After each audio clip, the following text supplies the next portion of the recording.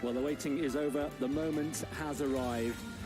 And there we are on the start line, on the Reichsbrücke, which straddles the Danube, that majestic river that flows through Vienna. And there the first group of pacemakers. We'll talk you through them in great detail. Shalane and Ed will be joining me very, very shortly. And we are just moments away. And there he is. You know, thousands, if not millions of people will be going out for a Saturday run today.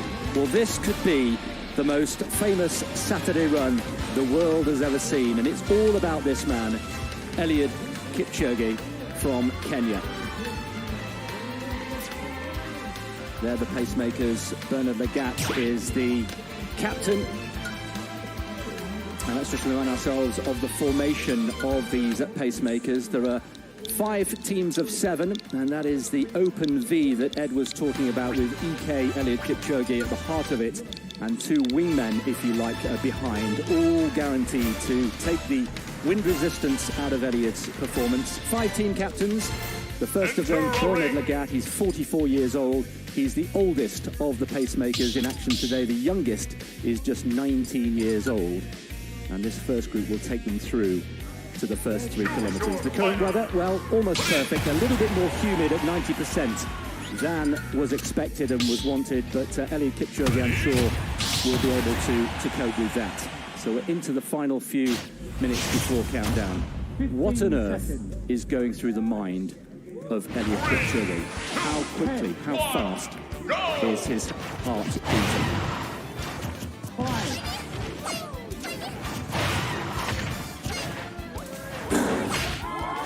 We have liftoff. Apollo Kipchoge is up and away, and the challenge, very easy to say, to run 26.2 miles, 42.2 kilometres in under 2 hours. Very easy to say, rather more difficult to achieve. And they're on their way on the Reichsbrücke, travelling over the Danube, and they will be heading into the Prater very, very shortly indeed. Shalane and Ed have joined me in the commentary box. And Shalane, former winner, of course, of the New York Marathon just, 2 years ago. In these early kilometres, what's most important for you? Oh, Elliot is just completely relaxed. He is just in a state of flow. He's just locking in to the pace. Really, no mental energy is going to be wasted right now. It's almost kind of trying to fall asleep a little bit. He's just looking at the back of his pacers, looking at the back of specifically Bernard Lagat right there. They've been practicing all week these formations. He's very familiar with these guys. He's very comfortable. So he's just finding his rhythm, settling into pace, turning off the brain, saving all that mental energy for when it really starts to get tough and hurt, which is inevitable in the marathon. So into the second minute of this extraordinary challenge here, and of course the crowd is really building already. We're expecting 20 to 25,000 people lining the route. It's absolutely perfect. It's tailor-made for spectating here. The Pater, the green lung, if you like, of Vienna, the largest park in the capital city of Austria, is going to be packed here. It's perfect. There's not a breath of wind. We're looking at beautiful autumnal colours, and they make their way. Ed has joined us also in the commentary box. We're going to talk about the pacing in great detail throughout the next 2 hours, Ed, but just give us a sense of how revolutionary this open V formation is. Well, it just looks like it shouldn't run. They're running with this wide front, and it's a reverse V, and you think, well, how can that work? But everyone tells me that it reduces drag on Elliot, and they've done all the testing that they need to do to ensure that it's actually the optimal formation.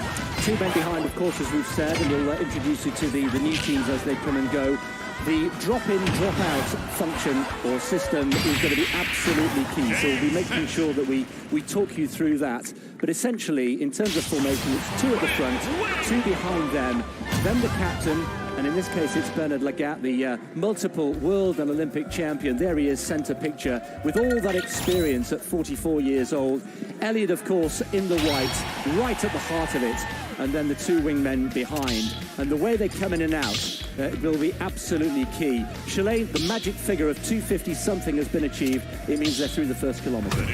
Yeah, it's, I mean, they look relaxed like they should, right?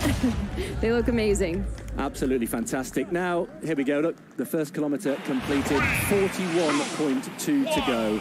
The speed at which they are travelling is quite extraordinary. We saw before the race started, the challenge started, the treadmill with various people trying to have a go. And I have to say, Ed, I'm sure you're the same. I've actually been on a treadmill at sub-2-hour marathon speed. I matched it about 40 seconds. They had a couple of people standing behind me at the back to make sure I didn't fall off. It's going that quick. Shalane, let's talk about all the ingredients that need to go into producing this phenomenal feat. A lot of people, including Heidi Gabriel-Selassie, have likened it to a recipe, if you like, for making the perfect cake. And I know you've written a couple of cookery books yourself. So let's just talk over the next couple of hours about the various ingredients we need to make sure that this perfect cake, this sub-2-hour marathon, is achieved. But I guess the first thing we need to talk about is the main ingredient, a world-class athlete in tip-top conditions. So, as an athlete, what makes Elliot so special? Well, I look at Elliot, and his career started as a track athlete. He has this background and pedigree of being a phenomenal track racer. I believe he's run about 12:48, I believe, in the 5K. He has won 11 of his 12 marathons. He's run London 4 times, Berlin 3 times. He's won the 2016 Rio Olympics. He has every accolade there is to his name, and this is really the last barrier for him. But all of that training over his career is setting up the stage for today. All of that training is accumulated into hopefully a phenomenal performance. And Ed, you were in Monza like Shalane. What are the improvement points, do you think, essentially, when it boils down to it? That was a terrifically successful experiment. It needs to be better here in Vienna today. What are the key things that need to be improved, do you think? I think the course is slightly better. It's straighter. Turns are one of the things that hurt you in terms of time. I think that this pace formation could make a big difference. They're also wearing the most advanced shoes, so that's a difference. The intake of carbs, which he gets through a drink or a gel that's taped onto the bottle, that's been slightly refined. So the important thing is that he's not going to hopefully run out of fuel. So all these tiny little tweaks are helping him along. I believe he's consuming the Moritin gels and fluids every 5K, and I believe it's like about 250 milliliters is what he'll be consuming. Right, we'll see that. Then we've just had a picture. We've actually got Valentin Crow, who's the performance manager. He's the athlete manager. He will be on the bicycle. He will be handing the drinks to Elliot and the gels, and we'll talk you through that when it happens. We're looking for, about 7:50 or so, aren't we, for the first 3 kilometres when the pacemaker teams will change. Just a quick word about Eliud Kipchoge, the man. We've heard how humble he is, how disciplined, how down-to-earth he is. You've spent some time out there. What is he like as a person? Well, he's he is humble. He also has to have a certain amount of self-belief and arrogance, if you like. When he gets into races, he knows he's going to do it. So you don't win 11 out of your 12 marathons by not having belief in yourself. So he has a great and humble attitude to life in general. He gets on pretty well with his teammates. He mocks in with chores.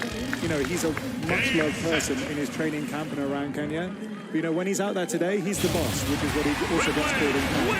So, he's just switched into boss mode right now. He is a phenomenal person as well as a phenomenal athlete, and there he is just bunched in behind the pacemakers. The absolute trust between all 8 people at any one time cannot be overstated. Bernard Legat there, right at the heart of it, the initial captain, and he will be handing over shortly to the second team, and Eric Kiptanui will be the second captain. And there are 9 stages altogether. The formation, barring any unforeseen circumstances, the formation will remain the same throughout each of the teams. And the one constant throughout of all this, of course, is Eliud himself. Eliud Kipchoge there, in the white, at the heart of things. Back to Eliud the person. I mean, you mentioned the fact that he's a man of the people. He takes his turn, doesn't he, at chopping vegetables and cleaning the toilets. He doesn't live at home when they're on camp. He just lives a few kilometres away, but he insists on being part of the group all the time. Yeah, and I think that's the key thing for him is just to keep doing the same things that have led him to this point. So he's not had his head turned by making a lot of money. His family live in quite comfortable circumstances, and he doesn't have to the time. So you can, there are a lot of different athletes that might have dealt with that a different way. But his way is just to keep on doing the same simple things that have got him to this point. You mentioned his family. Shalane, we've got his wife and 3 children here today. It's a first, his wife Grace, and they're all watching him live in a marathon, in this case a challenge, for the first time. Yeah, Grace is, he calls affectionately his family his ignition key, which is a beautiful term. His wife, Grace, he said, is his main supporter. She takes care of the family farm and the 3 children, Lynn, Griffin, and Jordan. He finds that his family is his inspiration and plays a huge role in what he's able to do. And I believe this is the first time his family has traveled to come to one of his races. So I think he wants to make sure that they're part of something historical today. And so I'm sure they're extremely nervous. As a family member watching my family compete, it's always easier to be the athlete than actually being the supporting role. Well, 3 kilometres approaching, so we're expecting a change, Ed, very shortly of the team.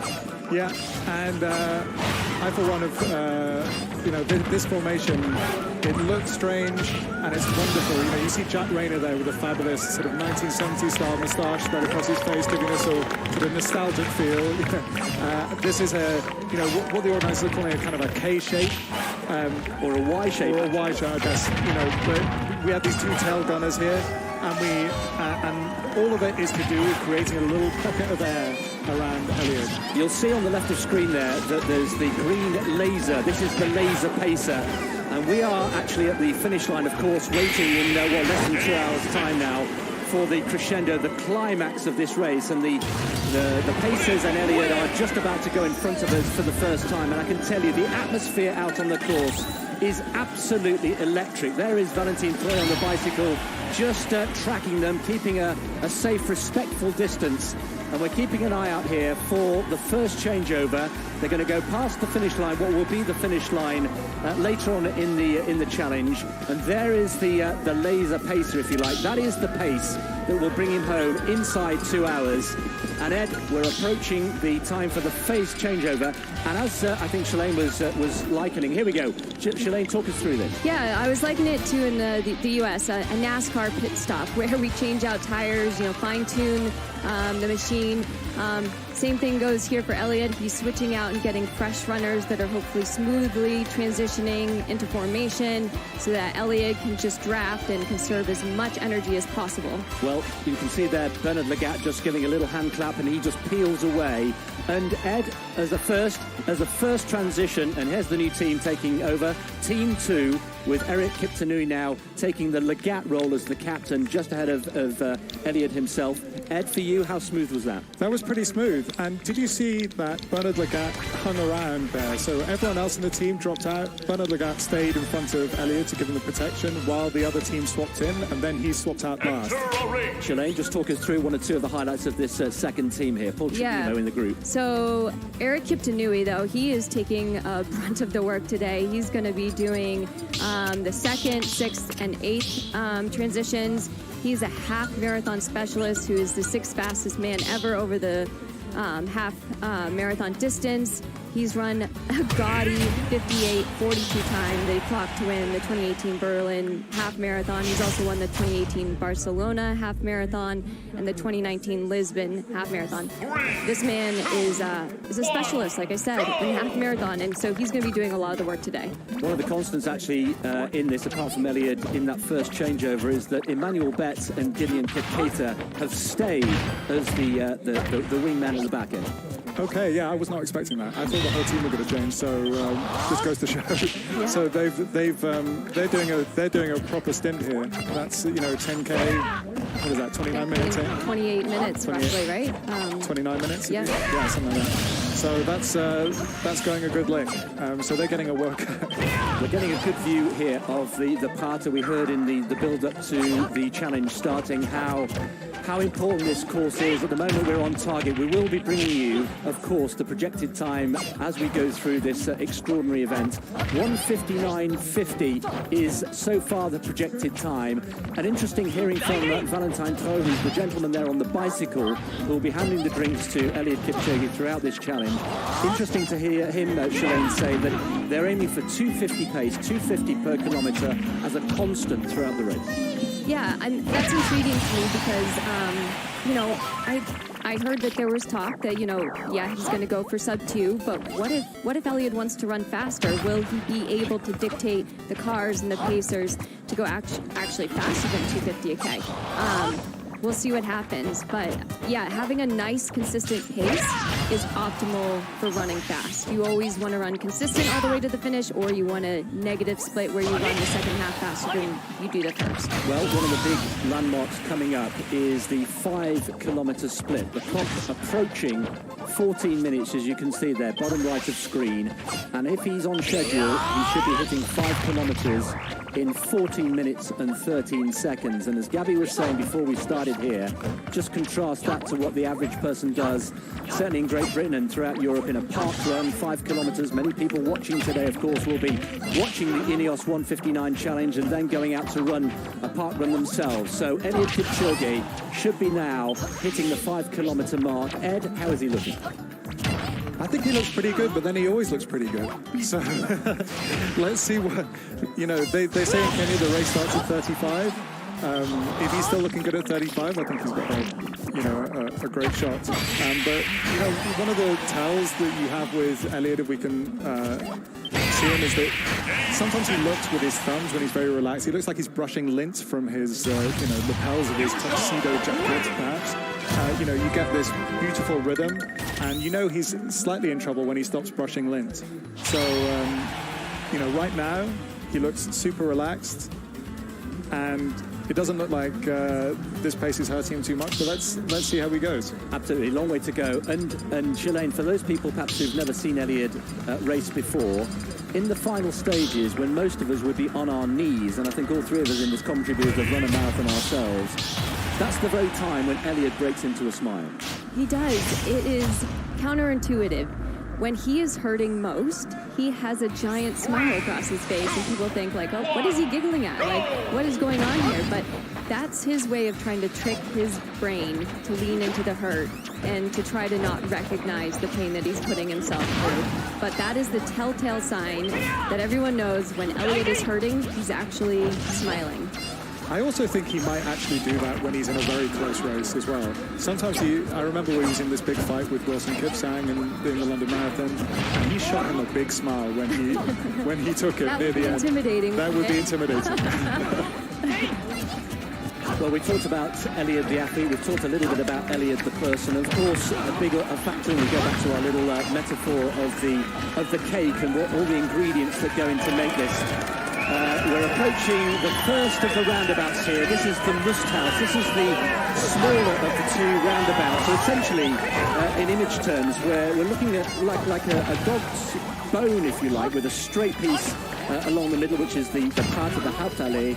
And they're now going around the smaller of the two roundabouts, the Lusthaus. And in the middle of that is a former hunting lodge, and it was badly bombed actually during the Second World War and then rebuilt in 1948. There it is. There is the Lusthaus, and it's now, Shalane, a place to grab coffee. It's a cafe and a restaurant, and I think we may all be going for breakfast actually afterwards, and maybe Ellie would join us. Yes, I think it's important to note too, with these lines that you're seeing in the road, that these lines are actually for Elliot, that he does not cross over the line, because if he did cross over the line, he would technically be DQ'd because he'd be running less than the marathon distance.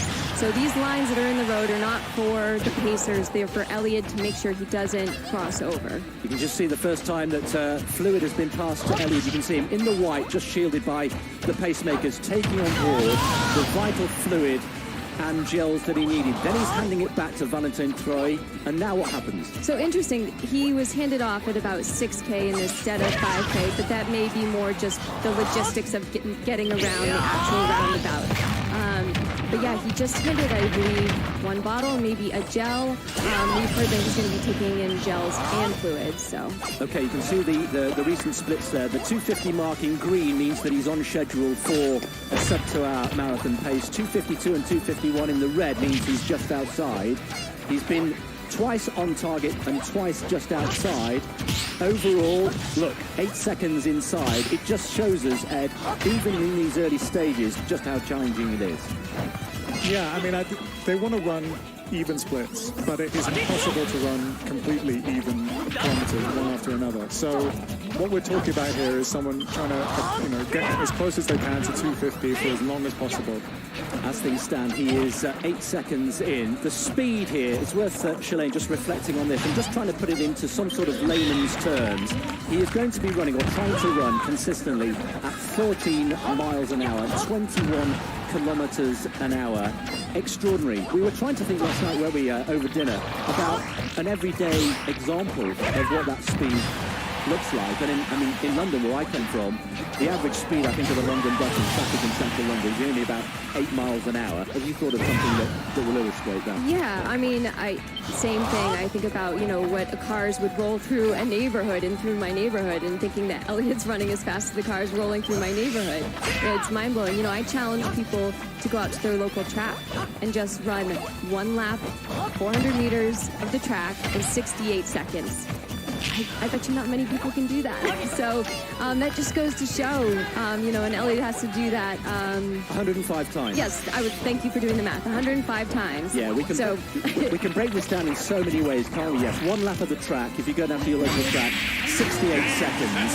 And he has to do that 105 times. And as we heard earlier on, each 100 meters in 17 seconds.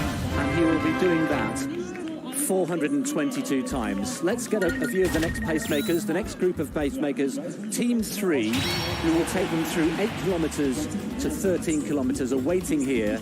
The captain of this team will be Brett Robinson, and it features all 3 of the Ingebrigtsens. This is really remarkable. It was very fun to have all 3 of these Ingebrigtsen brothers from Norway in the same 5,000 meters, race, and now they're all part of the same team here. This is one of the really cool things about this event, is that people come from 10 different countries, and they're all part of this one project. And you know, the story of these brothers is remarkable anyway, that they're all world-class athletes. So to have them all in the same team is really something. Yeah, and the Ingebrigtsens just came off of the World Championships in Doha, where they competed in the 5,000 meters and 1,500 meters and had a great World Championships. Maybe we're hoping to come away with more medals, but you know, they've extended their season to come here and help Elliot, and I think that's tremendous. The last K, the 7th K, was in 2:48, so we are under prescribed schedule right now. Yeah, just a couple of seconds makes all the difference. So we've just given ourselves a little bit more margin for comfort here. 10 seconds inside sub-2-hour pace so far. Now we're heading towards the 8-kilometer mark. Ed, just a little update on what we read into the facial expression and the body language of Elliot himself. Yeah, I think he looks smooth. He doesn't look like he's hurting too badly. This will be a tumult of exertion. There's just no other way to look at it. He's going to spend 2 hours working really hard, but what he's trying to do is tamp down those feelings. Shalane has actually done this, at a professional level and won big marathons, and I wonder what it actually feels like when you're in this situation. Yeah, these early stages, I'm thinking all about conserving energy, because it's inevitably going to get hard. But you're always hoping that you're having an on day and that the hard doesn't get hard to the very end.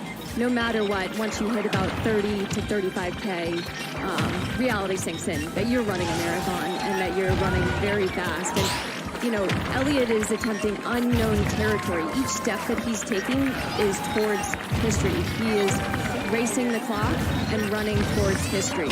So there's a lot of motivation to nail this and get it dialed in. And here we approach the third transition here. Team 3 just about to take over. The captain, Brett Robinson. And again, we'll introduce you to the members of Team 3. But it's again another very smooth transition there. We can say Henrik Ingebrigtsen, Philip as well, and Jakob centre of picture, all fresh, as Shalane was saying, from the World Championships in Doha.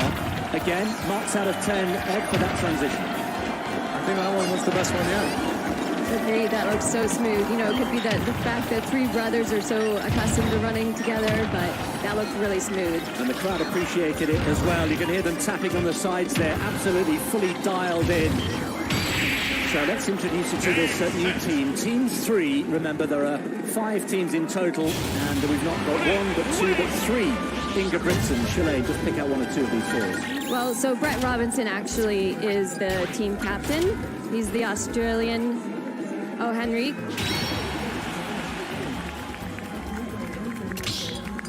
Stanley Cabernet as well from Kenya. There are 15 Kenyans across the 41 pacemakers. There is Philip Ingebrigtsen as well, the middle brother, and Jakob as well.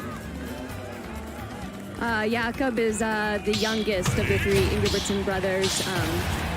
And then we also have Brett Robinson, who I said is the team captain. He's from Australia. It's quite a collection, isn't it? And we've changed the wingmen, Ed. This time we've got Kipseren and Jonathan Correa now operating as the bottom of the wall. I think in an absolutely ideal situation, they would be running a bit closer to each other, the wingmen at the back. Apparently that's what helps, prevent the wash. But I think everything looks pretty good here, and I think the main thing is that Elliot stays quite close to the guy that's in front of him, the captain. I think that's the kind of key part of this formation. Well, let's hear from one of the pacemakers. Let's hear from Emmanuel Bett, who's been talking to our reporter, Kristen Allen. Emmanuel, that formation, why does it work so well? That formation is very excellent because when we go in that V shape, it really assists Elliot and gives the pacers to attain the 250 mark per kilometer. So I think that strategy is very nice, especially towards the target of 159.59. Yes. Have we given Elliot the best possible chance at this start? Exactly. I hope everything will go well. Yes. So I have confidence the way he was running because I was looking from behind. If it goes, everything goes like that. Excellent. 159.59 will be capable. And how smooth was that first transition? It was nice. Everything was in order. It was organized. The pacers are really catching up with the formation. Yes, exchange formation. Emmanuel, thanks for chatting to us. Go and recover. Thank you too. Thanks. Bye-bye. Bye-bye, Emmanuel. Yes, his work is done for the day because he took on the first two teams and was one of the two wingmen. So Emmanuel Bett has done a great friend. There we've just got a great shot of the Hauptallee, the main stretch. And it's worth just reiterating, Shalane, that 90% of this entire course is flat and straight. Yes, you couldn't ask for a more flat and straight road, and that is prime for fast running. Anytime you have to make turns is when you actually are slowing down, so they've minimized the amount of turns. The target time holding up pretty well. We've been hovering between 8 and 10 seconds inside sub-2-hour pace. So far, so good. And Ed, the next real milestone will be the 10-kilometer mark. And sub-2-hour pace would put him in, 28:26. Yeah, which is a pretty tidy 10K. And he's got to do it forward a bit times. Do you mind being rude and asking what your best 10K time is? My best 10K time is 37:22, I think. So I have, I would be going some. I wouldn't make 500 meters with these guys. Shalane? Mine is 30:22 from the Beijing Olympics. So yep, not even close. Well, you're just better than me, Shalane. Yeah, so approaching 10 kilometres, we'll be there in, a minute and a half. And just a word about this wonderful Hauptallee. You can see there the chestnut trees that line. It provides a natural protection, doesn't it? As well as being highly beautiful, particularly at this time of year. But any sense of any wind is really protected by these wonderful chestnut trees. The Prater Park, they call it the lungs of Vienna. Yeah, the That's green such lungs, a beautiful term. But yeah, it's the trees are literally oxygenating the air. It's protecting from any potential wind. However, you don't see any of the leaves moving outside today. It is still as can be. I feel like with the fog and the leaves on the turn and we're in Vienna, it feels like a kind of Cold War thriller.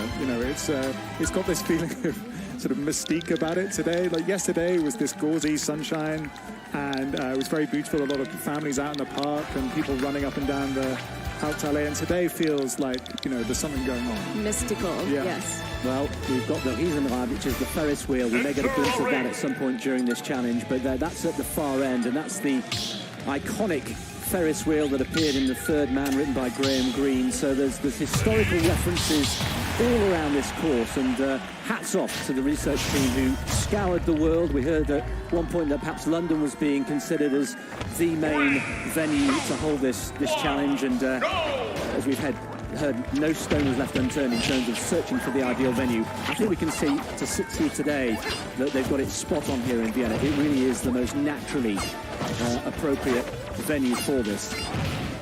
Just have a moment here to think about how good this looks. Take away how fast they're running. These guys just look incredible, especially when you get that, the front-on shot, and you see these guys running so fast, 13 miles an hour, and the kind of ease in the stride. I think, Philip particularly and Jakob look so good when they're on the... They make it look so easy, don't they? But reality is they've worked so hard to make it look so easy. They've just upped the pace a little bit. We're actually 13.3 miles an hour. And we should also say that we've mentioned how world-class all these pacemakers are. Just a sense of privilege to be included and invited to take part. You really feel that from the chat we've had with the pacemakers. Well, they definitely are here because they want to be here. No one's forced them. They're here because they wanted to be involved with this. And I remember from Monza, that feeling afterwards, it was a near miss. There was still kind of a party atmosphere. Oh, for sure. When he finished, I don't know if you remember, but they lifted Elliot and carried him on his shoulders. They all idolize and look up to Elliot, and I think they look at this as a chance to be a part of history today. And it's a beautiful opportunity to help someone that we know can transcend our sport. One of the things about it is, you touched on this a few times, Elliot is part of a team. He does train with other people. But when it comes down to it, you start on the start line and you're on your own. This feels more like a kind of Ryder Cup moment, or it's a team moment in a sport that doesn't normally have teams. Yeah, so they're looking to be a part of something bigger than themselves today. And also quite fun to run. You don't want to be the guy that messes up, but also quite fun just to run with nothing personally on the line for you yourself. You're just running for someone else. I think actually that might be quite of a stress relief. It is. It's a thrill. It's nice to have that motivation to run for someone else and really allow them to fulfill their dreams because you helped out. That's a great feeling. Well, going around the larger of the two roundabouts, this is the Praterstern, which is at the northern end of this dot dome that we've described the course as. And the crowds, again, really thick, several deep on all sides. And I have to say, here on the Haptali itself, the atmosphere is absolutely electric. We're going to bring you the latest splits per kilometre as soon as we can. But so far, so good for Eliud Kipchoge. Through 10 kilometres on sub-2-hour pace. And if you're just joining us here and wondering what's that funny laser green line, that's the line that is guiding the pacemakers on sub-2-hour pace. That will get them inside 2 hours on 1:59.59, or even better, we hope, Shalane. Yes.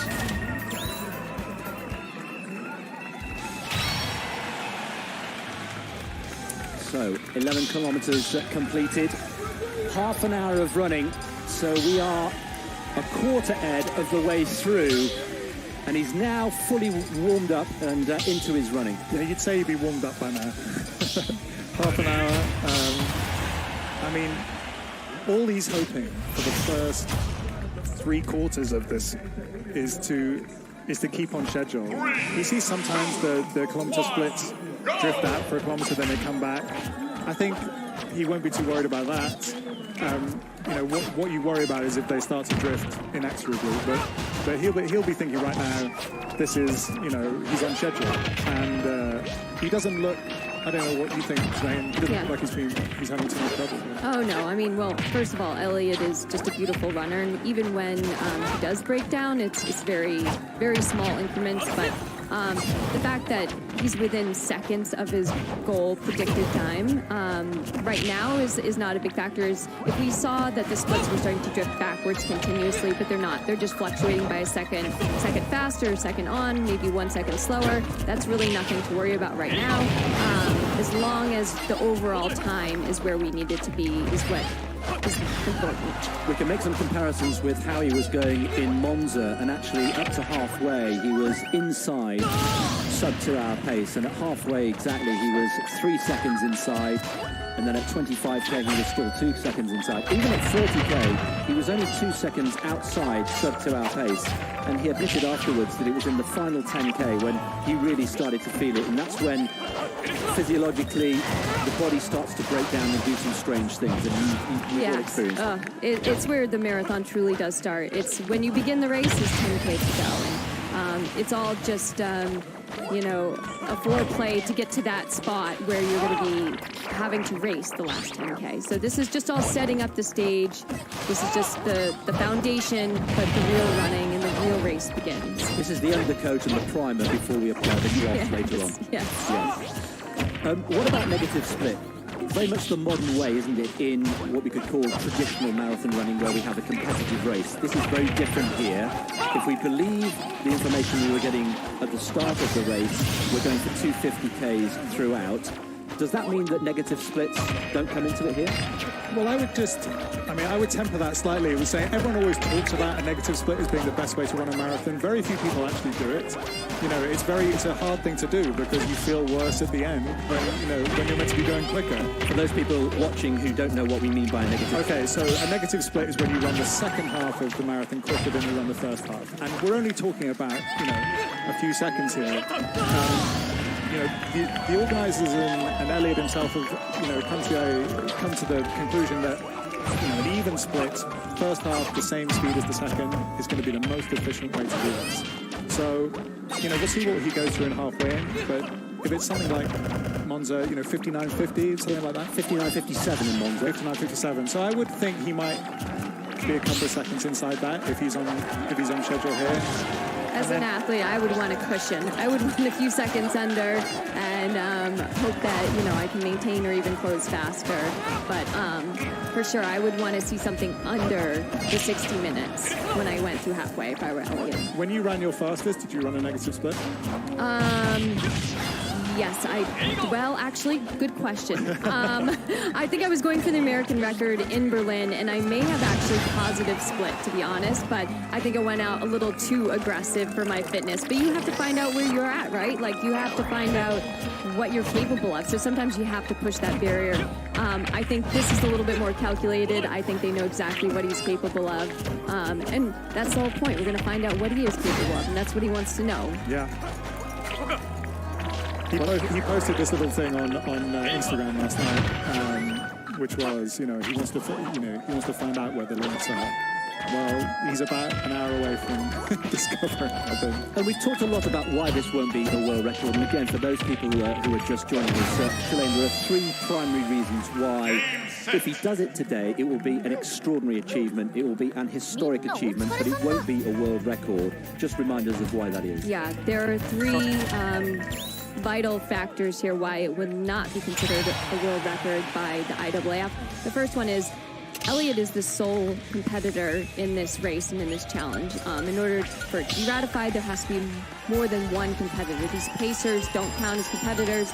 In fact, the second reason is having pacers coming in and out of the race also violates the rule. They'll be interchanging. And then the third one is the fact that the fluids will be handed to Elliot via a bike and not picked up traditionally like in a major marathon. So those are the three reasons why it will not be ratified as a world record. And Ed, I was reading actually, and you're a historian of the marathon distance, there was a point at which actually it was illegal to take on any fluid within the first 10 miles of the race. And had somebody done that at that time in history, that would have invalidated any time, any world record. さあ真面目にやろう。真面目にね。真面目にやるから。今から本気でやるから。まあ見ときだって。聞こえてるかな。いきなり解放者。ね。真面目にやるって言ったらスタンコンだよ。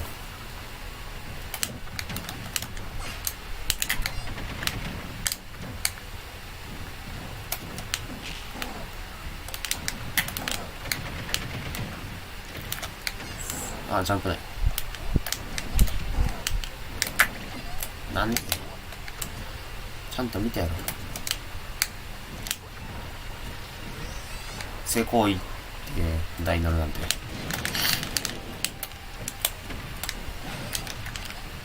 ちゃんと掴めるんやな、この人も。性行為って題になるなんて。性行為って題になるなんて。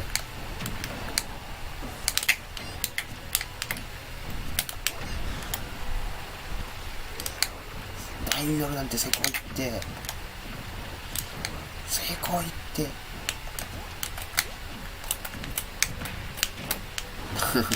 確定コンボやうい絶対横見せるよ。ほら見えねえやん。俺の転がるよりあかん。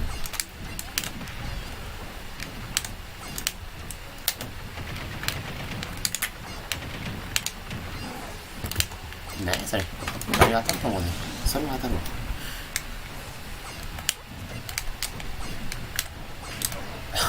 しかし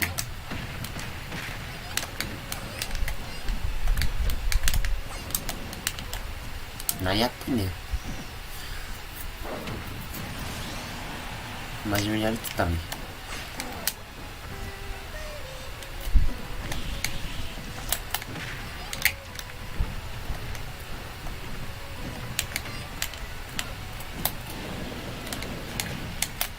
痛そう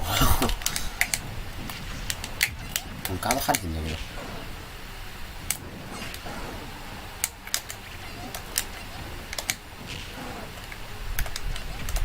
さあここから出た。ここからよ。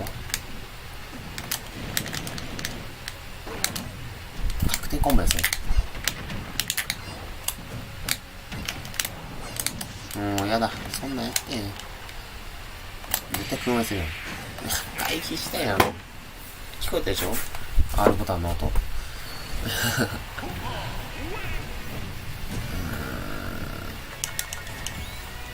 真面目にやるわ、真面目に。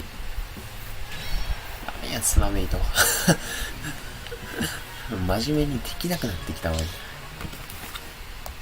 気づいたら転がってるもん。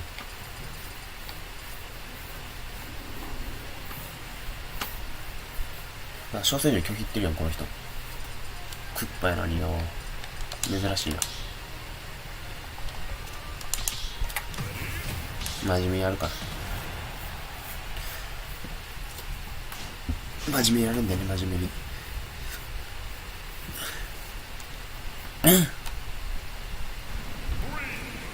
よろしくお願いします。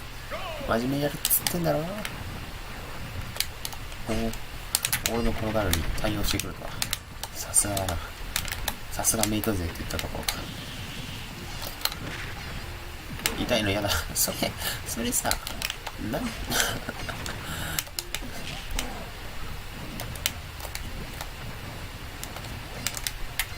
ドン。ガードしたじゃん。もうやめよう。なんかガード耐えるのがバカらしくなってきたな。ごめんなさい。も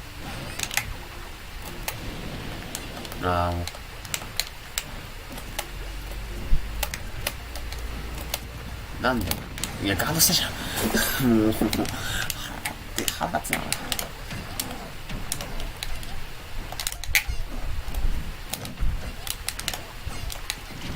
なんでだよ。もうこれ絶対バスしないやつじゃん。よかった。さすがによかった。真面目に、マジレススマブラするわ。マジレススマブラ。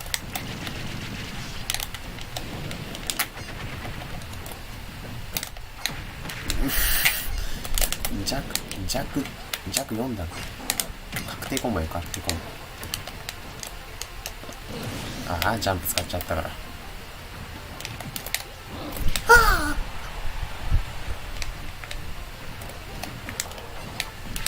やだ、クッパやめて。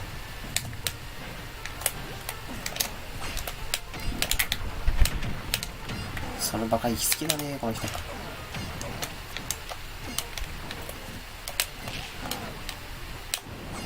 少しだけ喋ってるけど聞こえてるかな。聞こえてる？喋ってるけど聞こえてなさそう。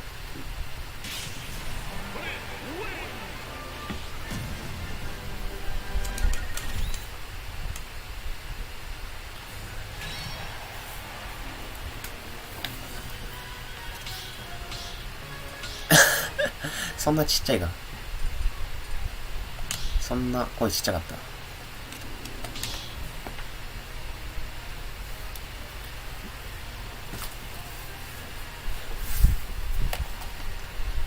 さあ、レートも気にしてやっていこう。そろそろ真面目に。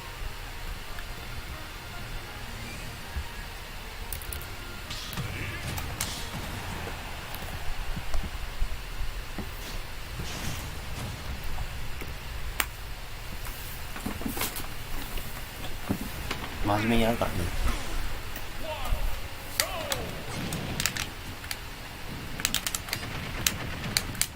パターン攻撃振るな。そのせいで負けるかもしれんのに。下手くそ。冷静や。こいつまだ冷静やったか。まだ冷静か。やるな。さあ、いつか来い。このままやったら勝つのは俺や。マジか。炎のシャワー。マジか。こいつ冷静だ。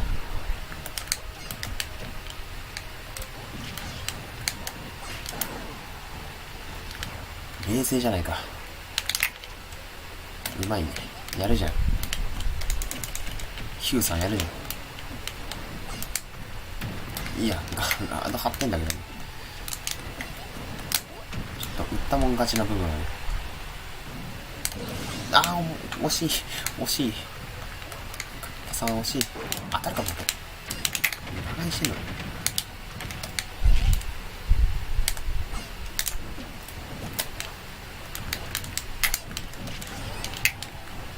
ごめんって。それは悪かった。これ俺悪くないや。俺はあんたが悪い。さあ、で、こっからこれがタイム。ちょっと付き合ってくれてる。いい機微だ。付き合わなければ勝てないからね。いい機微だ。お、1引こうとしている。俺当たらんよ。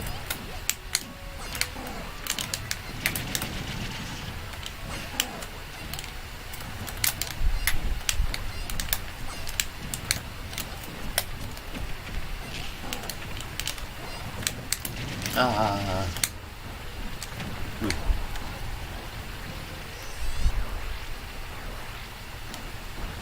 きな。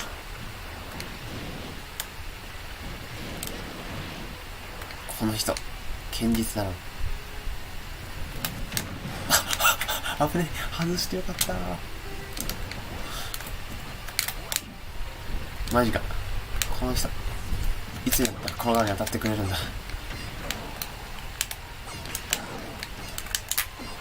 これからには付き合わないけど、実は軽い。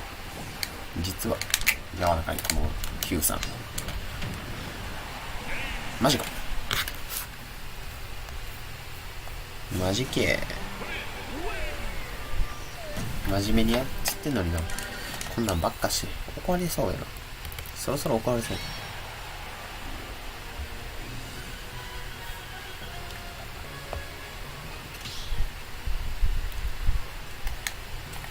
ほんまに怒られそう。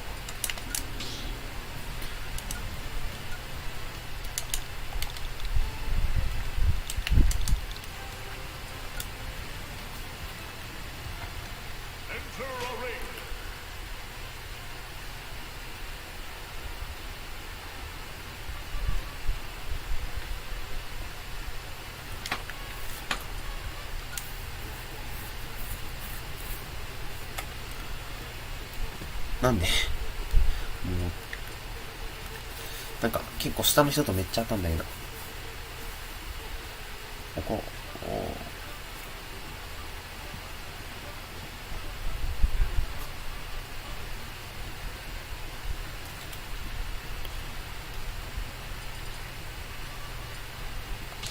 で戦場系知ってるし、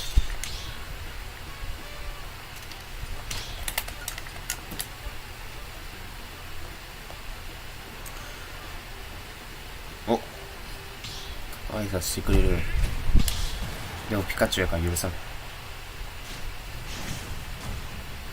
カチュウはダメでしょ。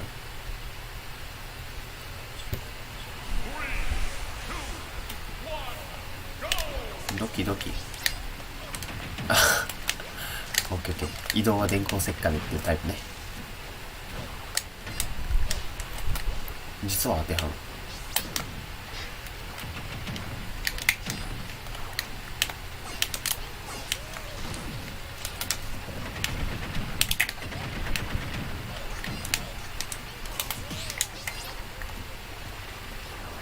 オッケーオッケー。この人付き合ってくれる。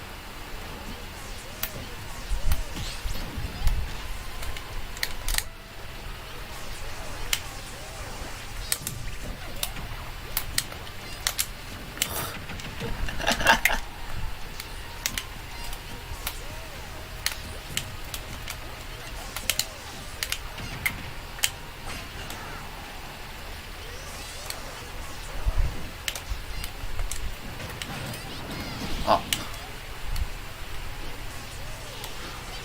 そこいや。よし、俺の勝ち。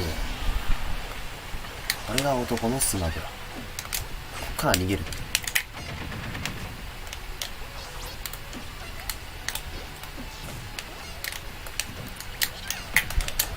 イエーイ。当たるわけねえだろ。そんなん死ぬわけねえだろ。ャラパワーが違えんだよ、こっちとお前は。あ、大丈夫か。キャラパワーが違えんだよね。すっすっすっすいすいすいすっすっすっすっすっ。いや、マジか。やるじゃん。コオロジさん。すっすっすっすっ。絶対俺はネオに割り込んだると思ったのに。すっ。こいつ俺と同じで NB ばっか使いやがって。それでも男か。でも勝手な俺やからな。来いよ、お前がするの。お前が攻めろ。攻めんのお前や。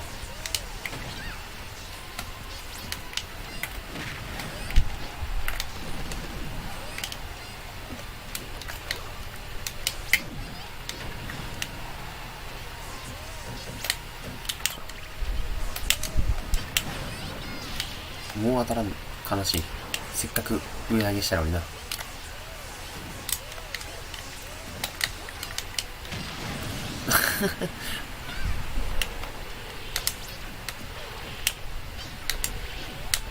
勝ったー。なんじゃこりゃ。なんじゃこりゃ。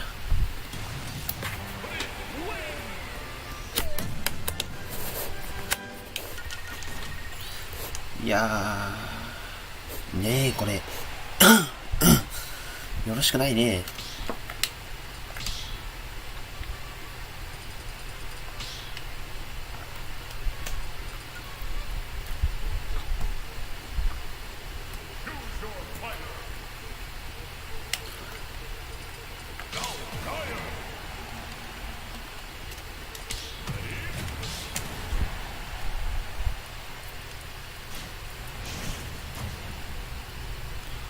よいしょ。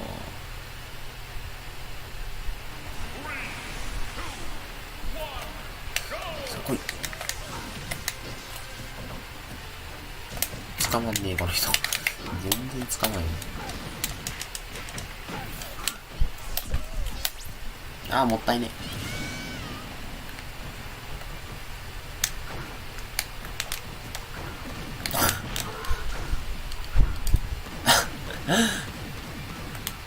怒られた。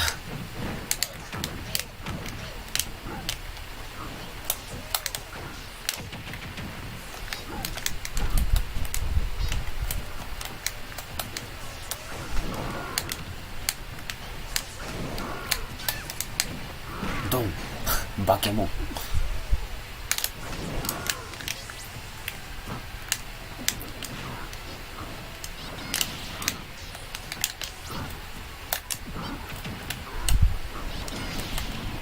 いいね。これが男の受け身。う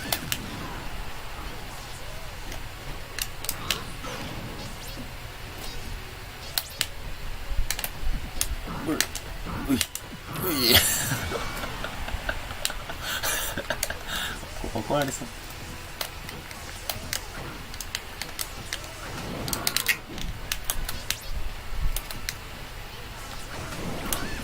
怒られた。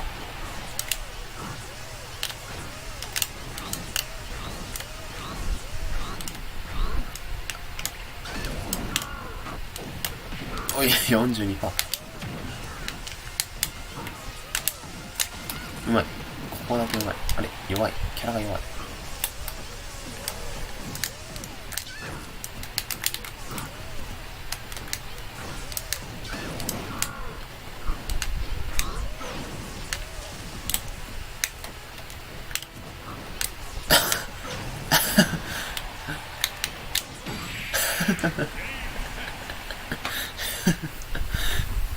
顔がさすがだね。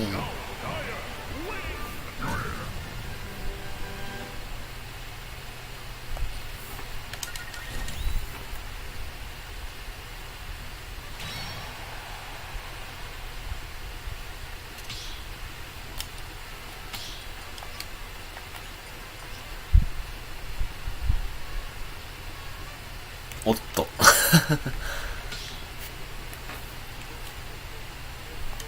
sumameitoはね、こうやってね、のんびりするのが一番いいね、時々。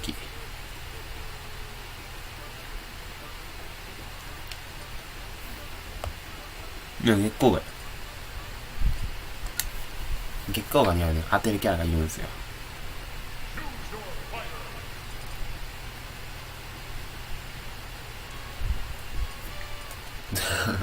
いなかった。いや、スピリッツしたいな。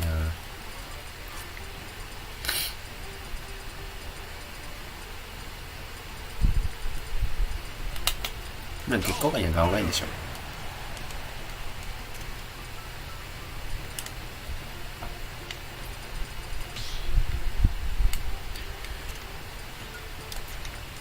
結構意味わかんないステージセンターの人多いな。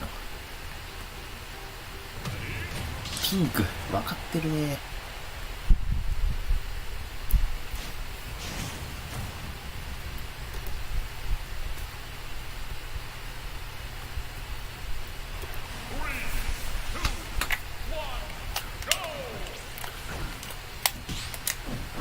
男の反転使う。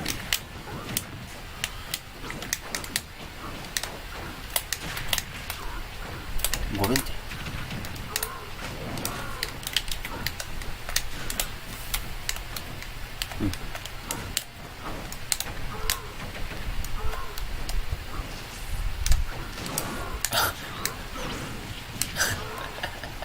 これでもなんのかよ、このバカキャラ。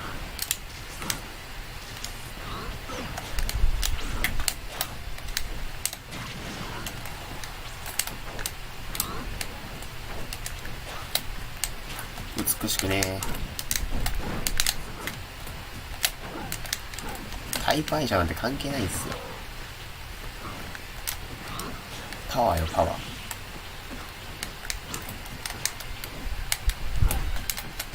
時代はパワー。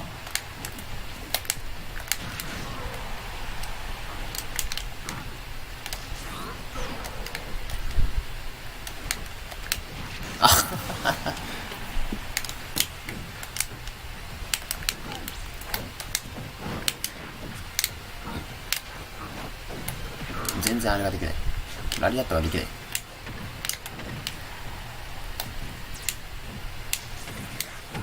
いやー違うな。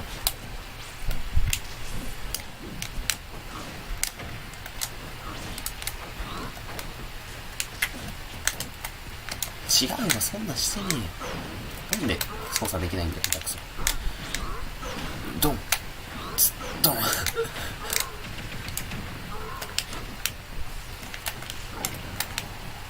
このバカキャラ楽しい。ドン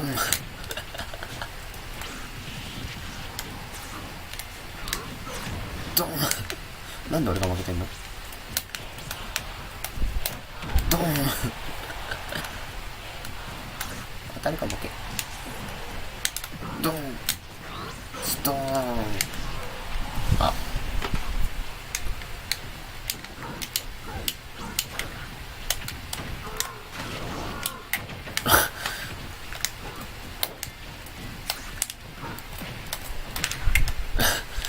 負けそうじゃ負けるこれ。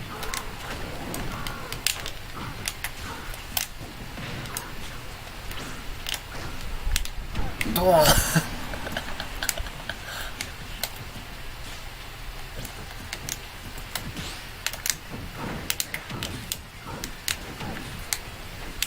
来たね、着地するな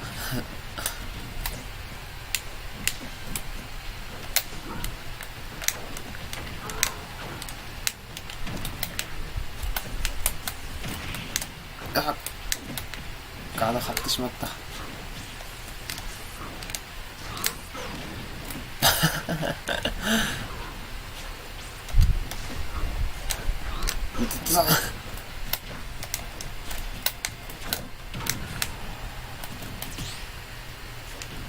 うまい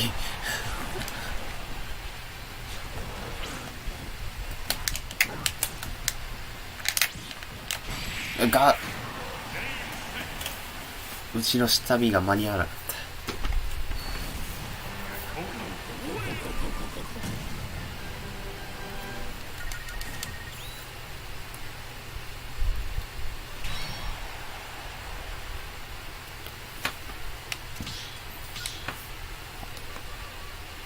やばい、ちょっと待って、メイトで遊ぶなっつってんだろ。結局やっちまうんだよな、メイトでこんなの。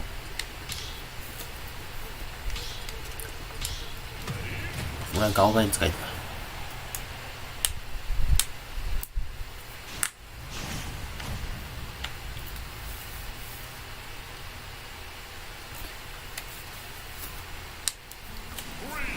ゴー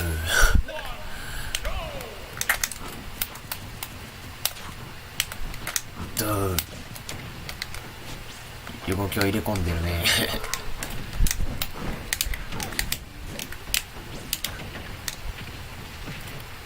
メイトが終わってしまいます。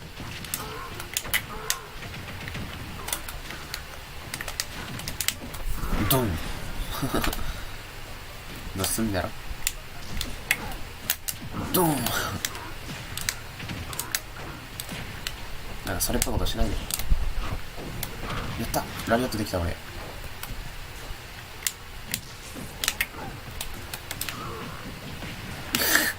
ごめんなさい。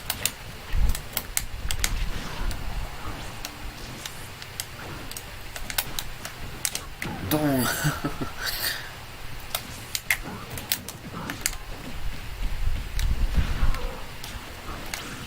あっ、いたいたいたいたいたパパいたいたい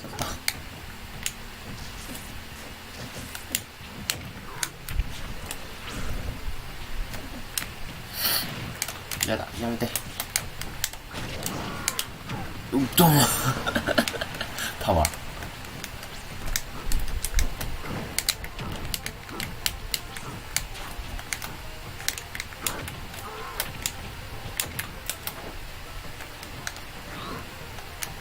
いやいやいや。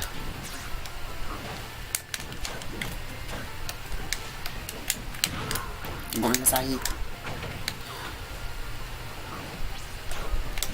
った、勝った。ガオワイさすが。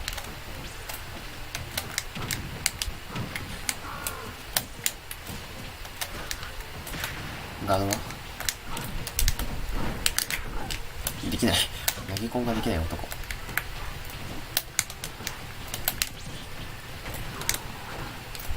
あ、見られた。あー、空射なんかしたつもりなかったのに。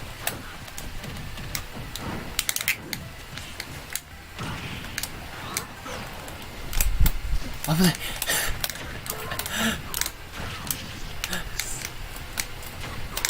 さっきの赤いやつやったら。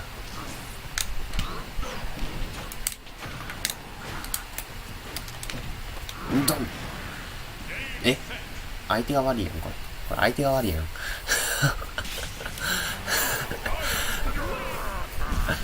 ガオさん。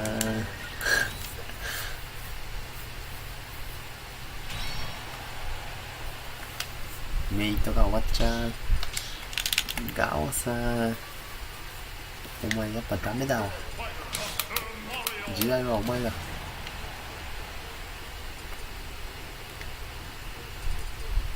キャラどうしよっかな。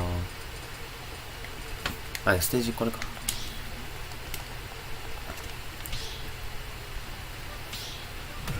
ゲコさん、時代は毒まりよ、毒まり。よ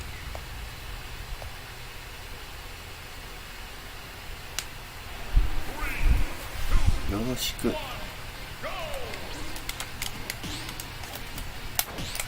美しくない。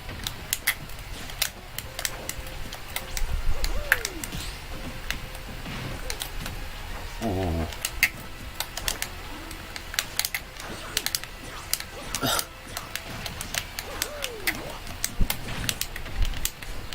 おおお。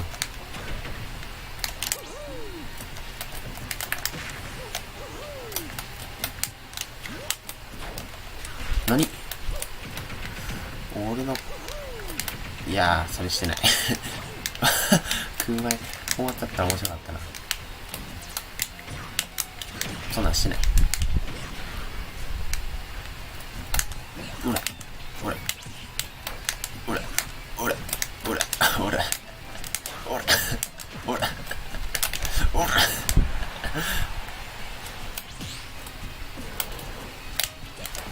ごめんなさい。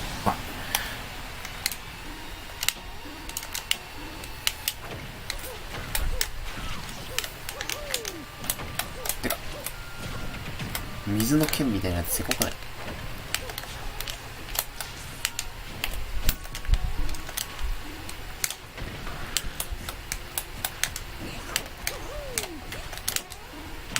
いや、それせこくない？その剣せこくない？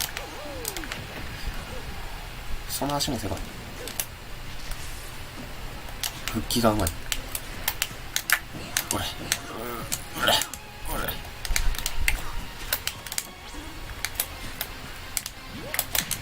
ダメだ。おお、バリ飛ぶやん。美しくねー。なんで？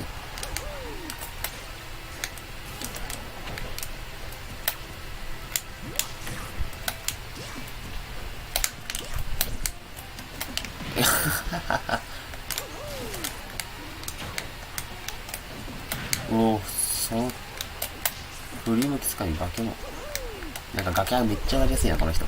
上がりやすい。もしやこの人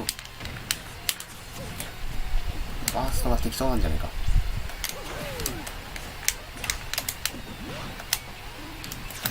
いや、それはさそれは違うでしょ。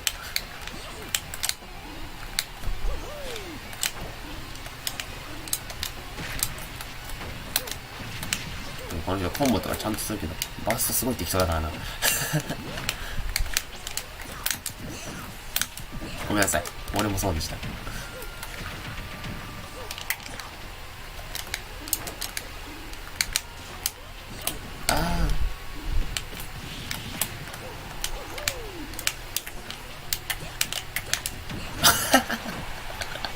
ゴミ目覚ましてるやん。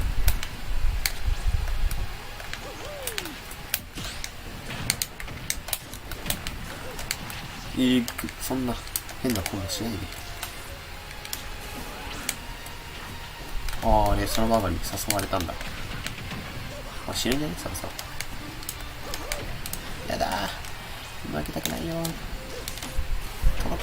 届いて負けたー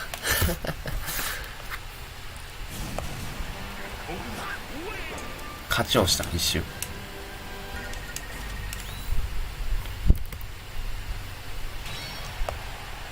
メイト結構が結構多いように今更だけど。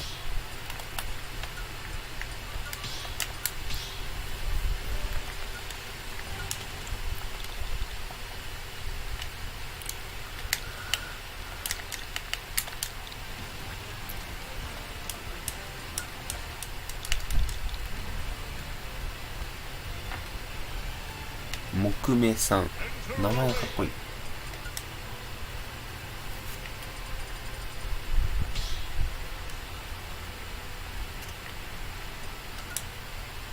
いや、ポケツ拒否いいね。俺も嬉しい。でもなんかプリ使うんだりからこれでいいや。気だ。俺の毒針は強い。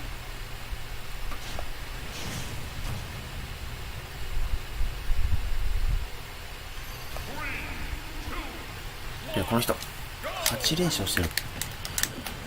止めなければ。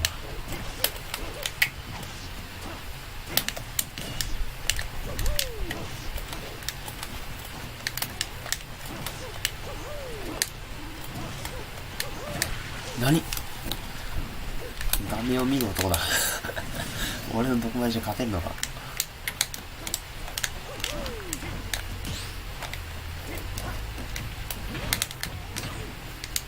下投げ食う前ドン。捕まんのかい。やめて、痛いのやだ。ドン。ち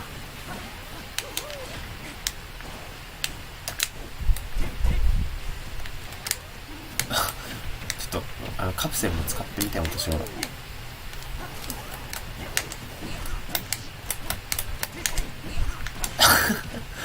美しくねえ、俺の毒針。ゴミだろ、やってること。ああ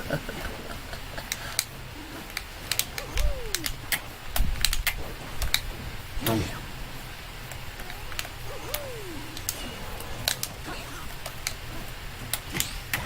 さすがにそれはだな。なん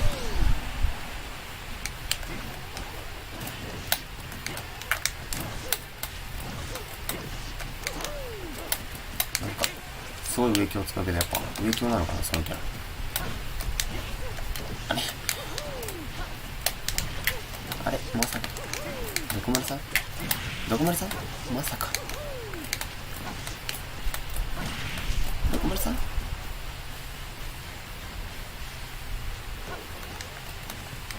どこまでさんどこまでさん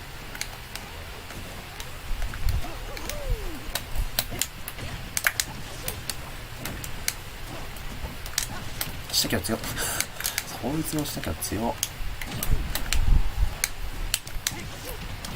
受け身取れるわけねえだろ。受け身取れるわけねえだろ。僕は負けるわけにはいかないんだ。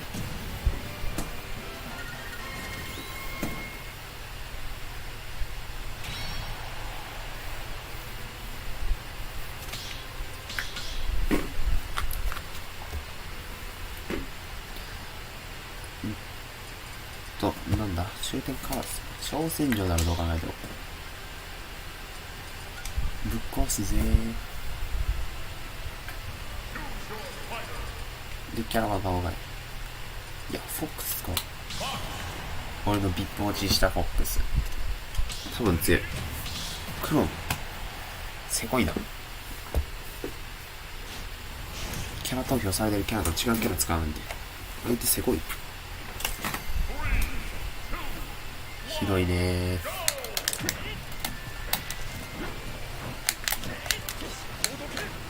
あれダメージも与えられる。まだ空上も当てれない。ああ、美しくない。弱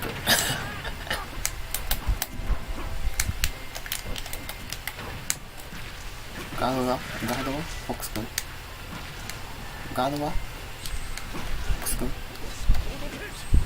ガードは下手くそすぎる。俺のフォックス下手くそすぎる。使ってやりてえのに。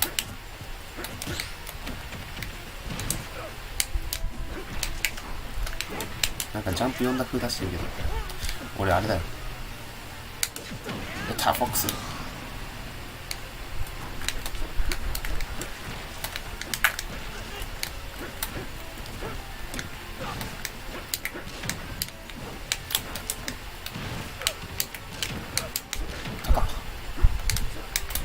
投げ込む。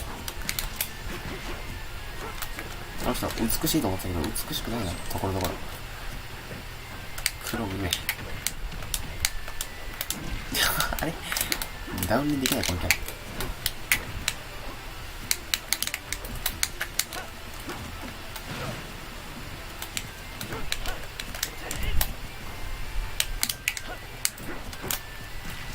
いや弱。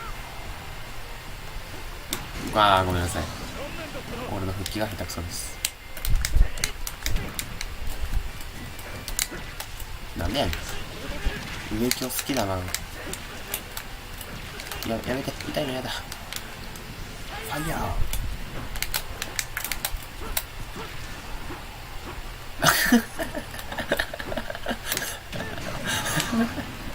相手のいる方向にスティック倒すのうまいね、この人。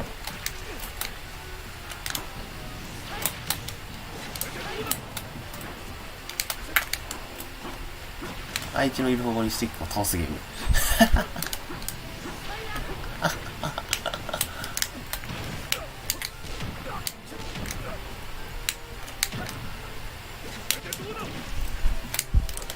いや、これは負け。ジャンプしたら負けだろこれ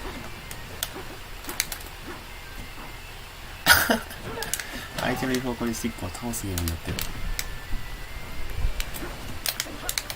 あー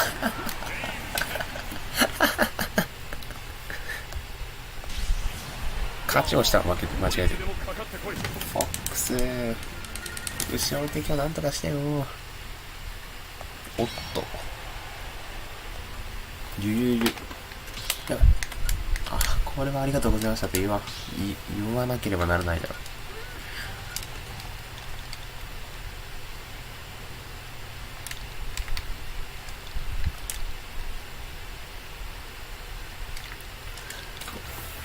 いい気分や。これは1500まで落ちてるだろ。1588。何使おうかな。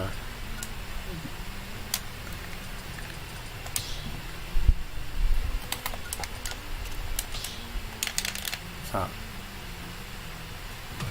これのフォックス世界レベルだから。ビップ落ちしたけど勝てる。レイトでは勝てる。俺は信じてる。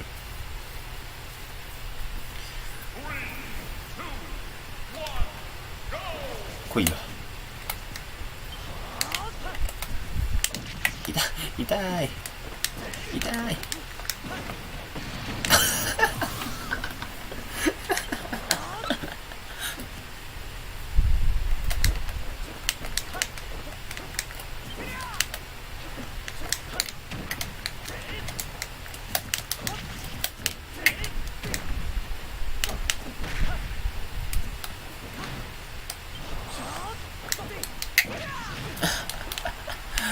これ何が面白いんだよ。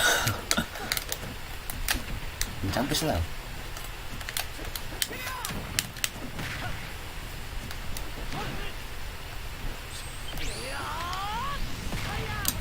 おかえりフォックス。よく帰ってきた。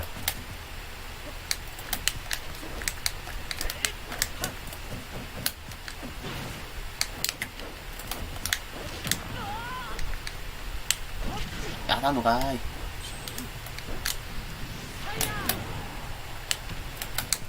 フォックスのですが欲しいな。俺プリンにも少しつけてくれ。間違えた。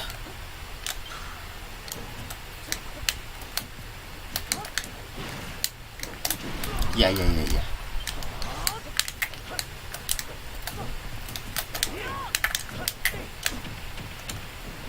ごめんなさい。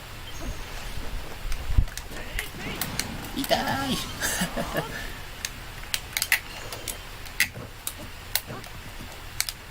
いややめなさい、そういうしたすま。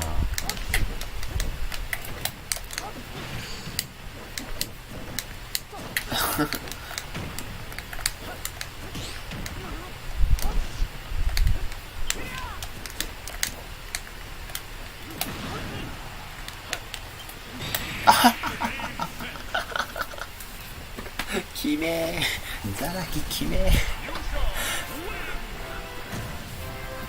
気持ち悪いザラキ。横回避暴発して当たってんじゃねえか。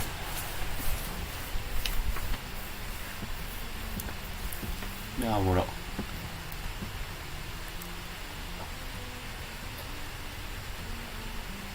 長いな。リザルトが長く。早く。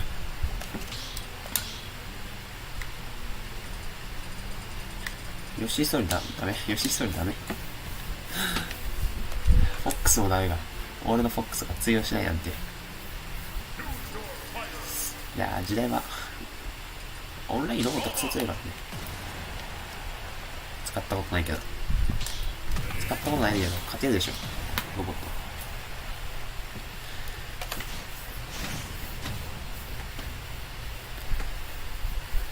赤ロボットにするからだったな。因縁の赤ロボット。お前バンガーズ杯ベスト8の力見せるのかった。返せ、おい返せ。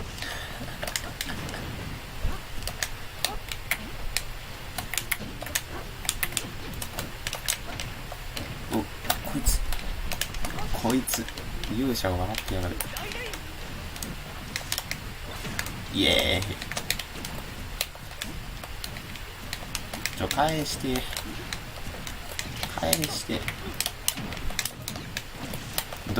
何すればいいロボット。やめてー。私何もできない。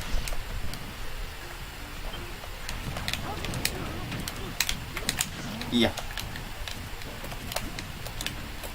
いいや。い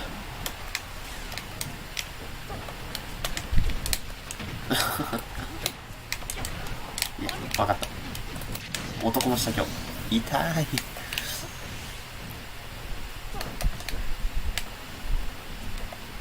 逃げないで横回避してあれしてるだけで勝てんじゃんそれ。これ倒したら一人前だぜ。一人前のロボットだぜ。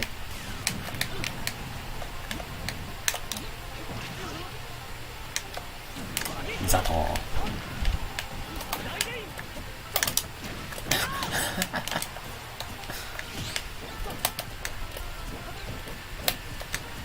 なんでやねん。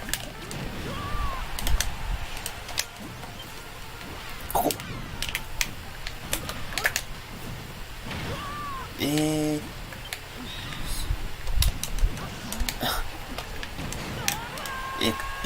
これで倒せるの？このキャラやばくないか？やめて、痛いのやだ。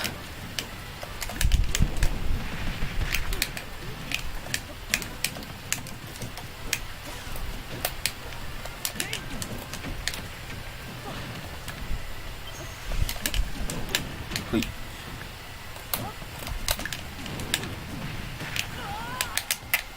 おわお。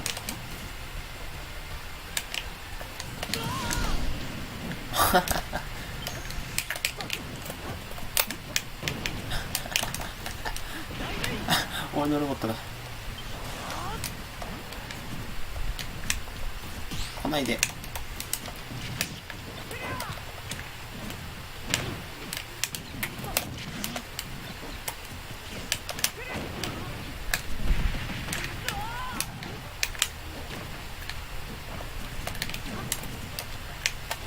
ああその高いひよねえぞこのキャラ。なんか思いっきりめっちゃグルグルしてなんか雑魚。あいいね、ロボット強いね。なんか適当に使ったら使えるじゃないか。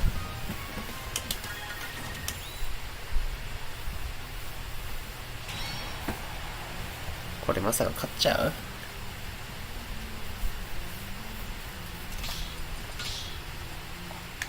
いや、ロボットダメ。弱い。キャラが弱い。こ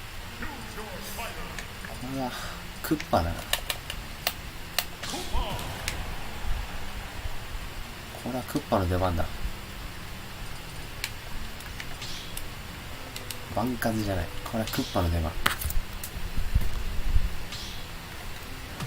すいません。色一緒やから、変えます。色一緒やったから。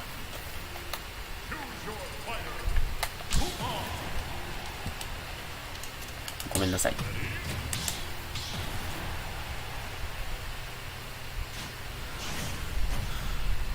てか、マジでこの人クッパ使ってきたね。でかっ。待って、クッパ何すればいいの？ぐるぐるでこれ横ビードいいんだよ。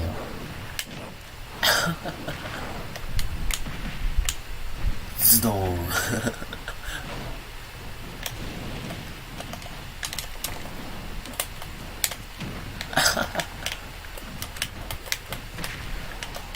クッパの勝ち方。上 B ああクッパ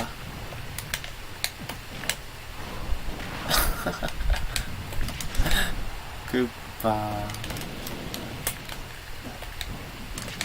クッパ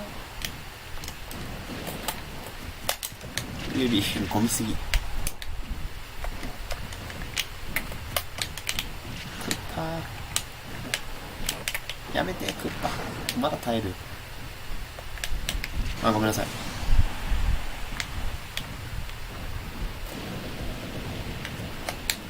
ドンドンキャラパワーうまっ。これがクッパ使い。汚い方は横 B で狩るか。いや痛い。いやガードはああ、やめてー。まだ耐える。痛い、熱い、痛い、熱い。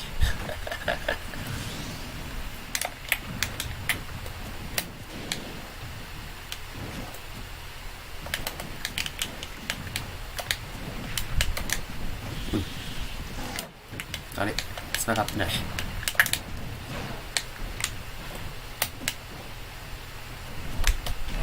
やめてー。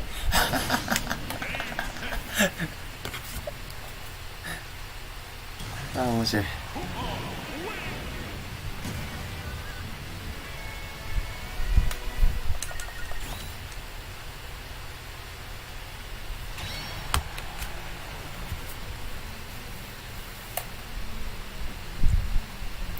俺のクッパが負けた。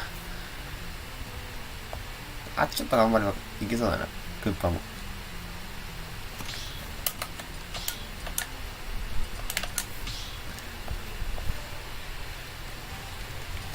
さつまいもさん。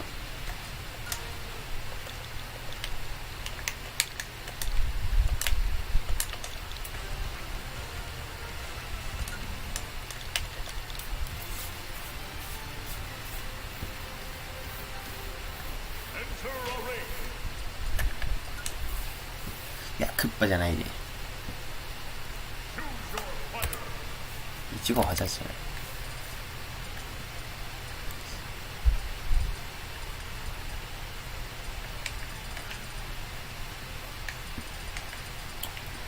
いやー、ヨッシーかな。お手軽キャラいくか。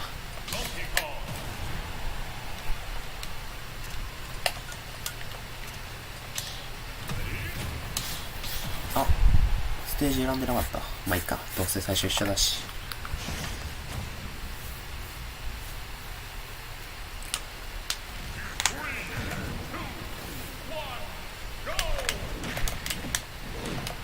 上だけ。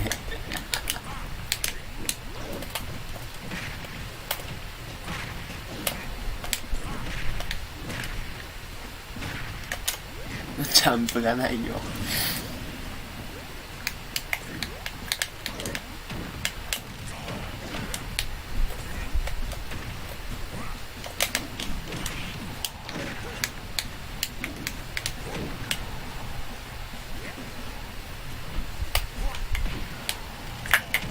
こいつスピンのよりバイク使ってくる。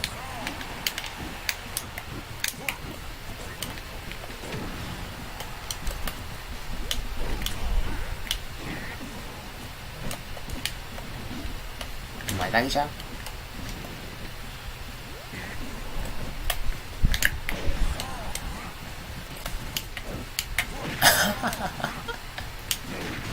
のキャラ誰でも使えんじゃないか。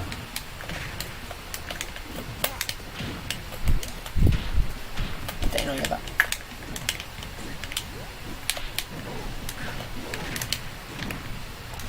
違う。ごめんなさい。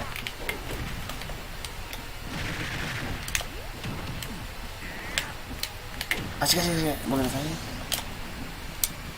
まあ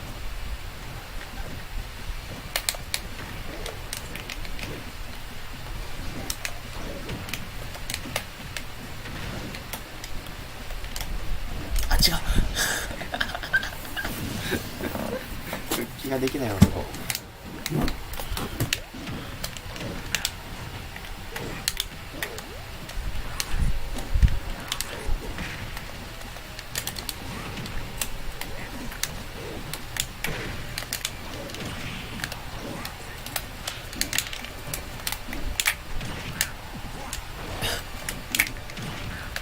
オッケー。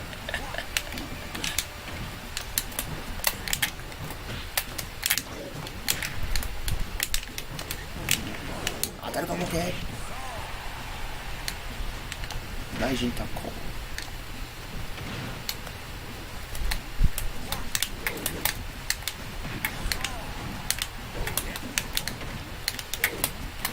熱い勝負だな。負けた。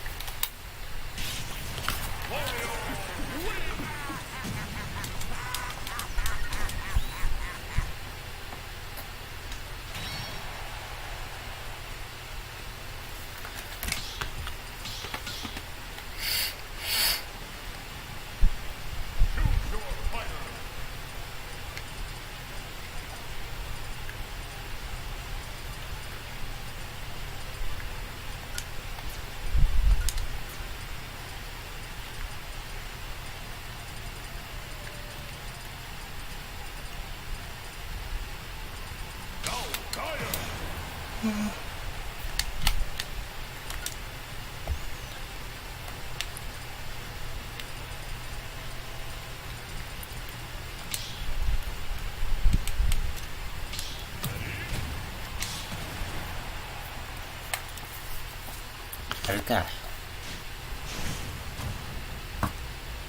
うわ、よ頑張ってくれ。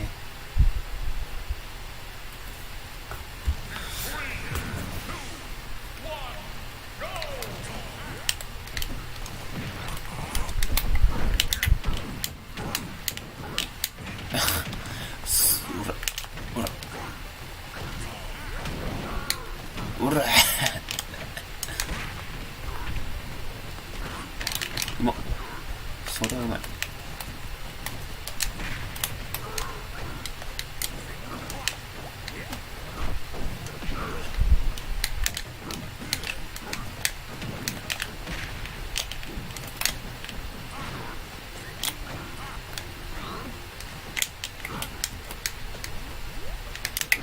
うわー、やるじゃねえか。ラジだな。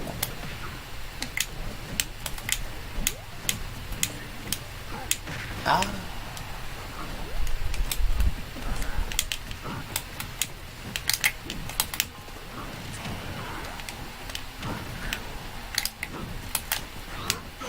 ゾン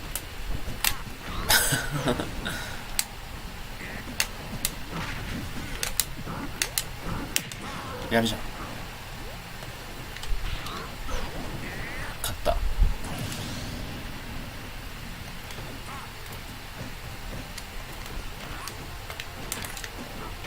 間違えた。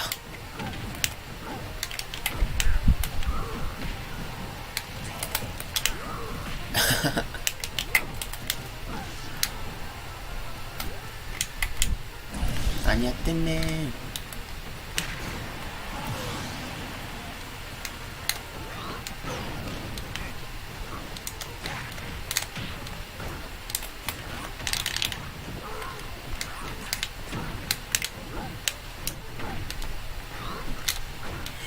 きな。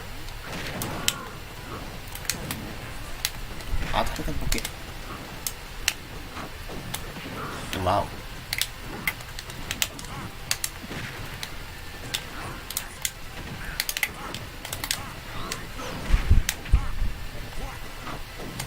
お。わお。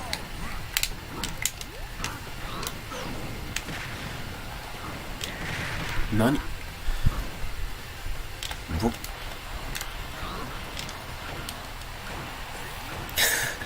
きな。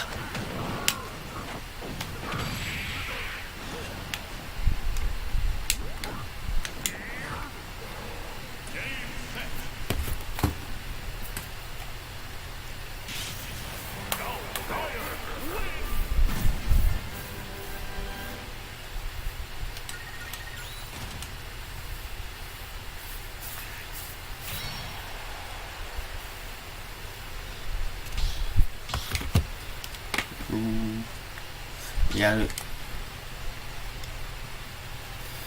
やるね。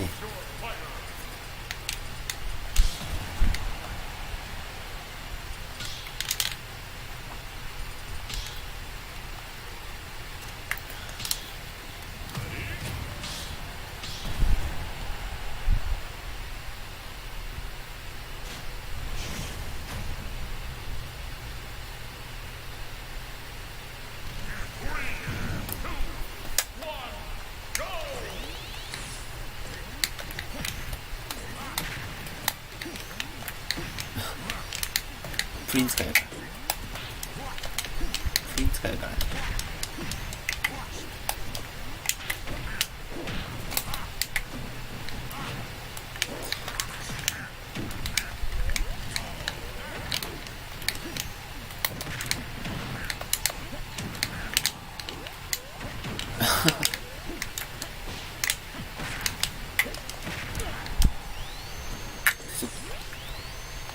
やめてやめて。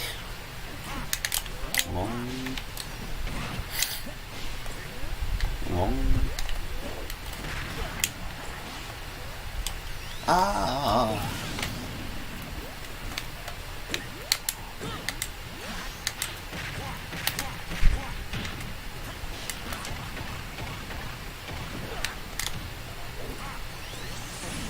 わーお。あ、違う。痛い。痛い。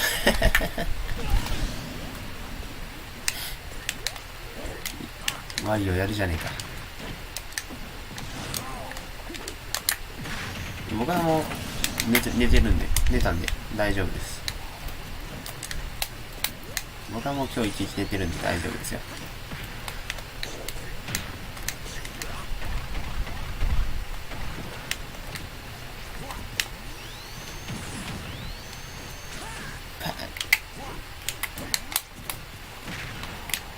うわ、あ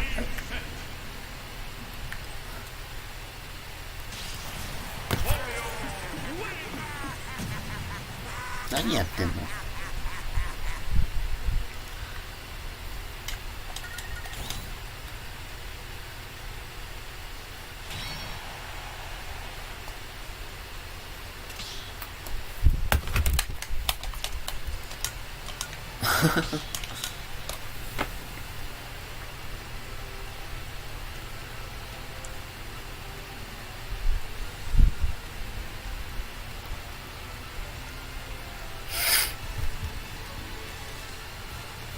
焼きプリン、まさかお前挑発してるな。焼きプリンは挑発してるね、俺のこと。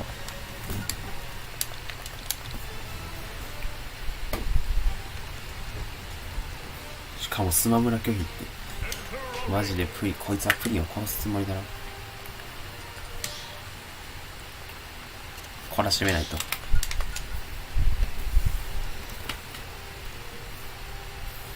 こいつ挑発しやがる。さあ来いや。カムイっていうのもね、プリン殺しって感じするわ。あ、来たぞ、同時さん。番数だ、番数。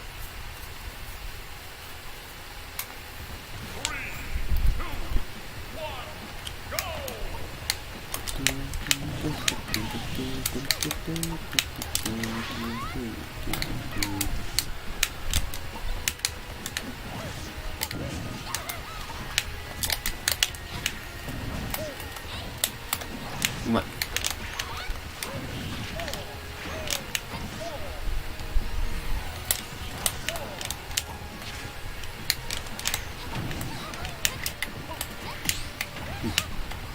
ああ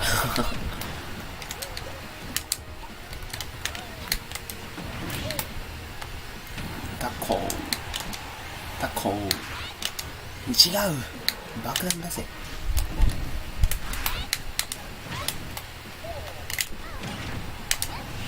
わお、ガノンみたいなことしたね。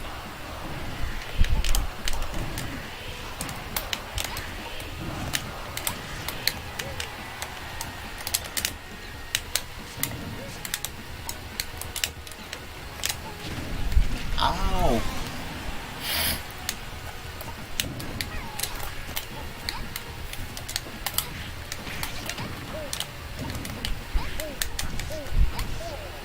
高いね。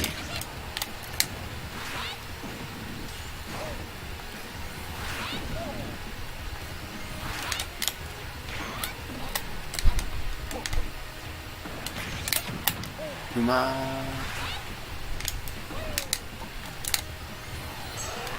おいあ、誰だボケ。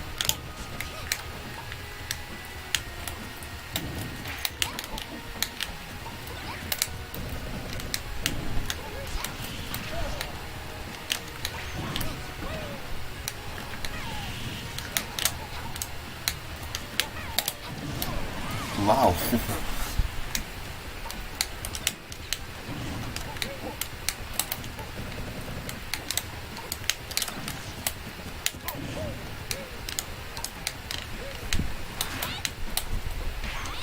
やんのかよ。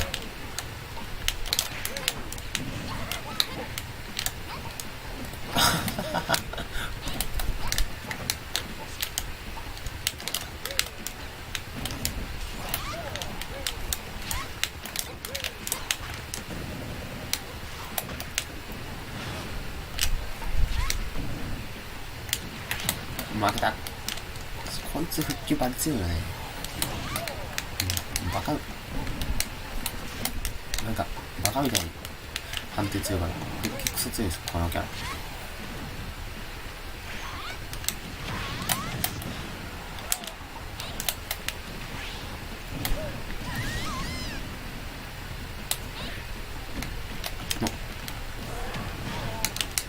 うわ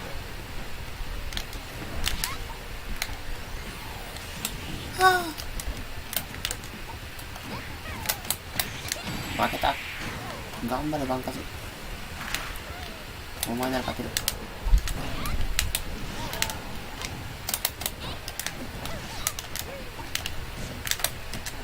わお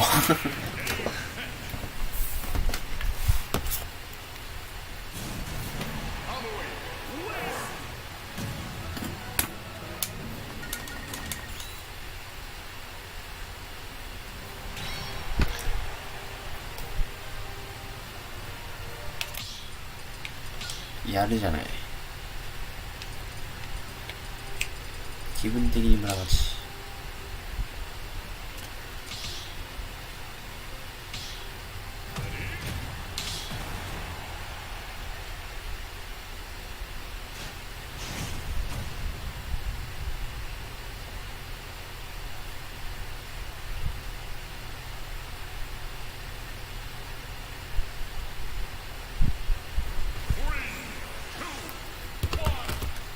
いや、なんでプリいや、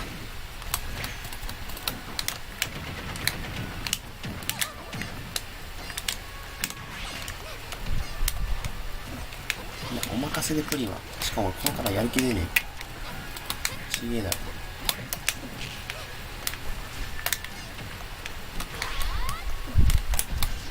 あそこ攻撃上がる。なんだよ。やめて。うわ、ジャックやっちゃうタイプね。うれ、来いよ。ああ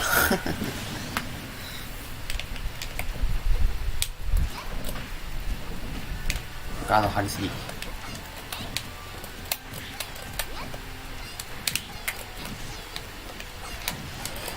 わお。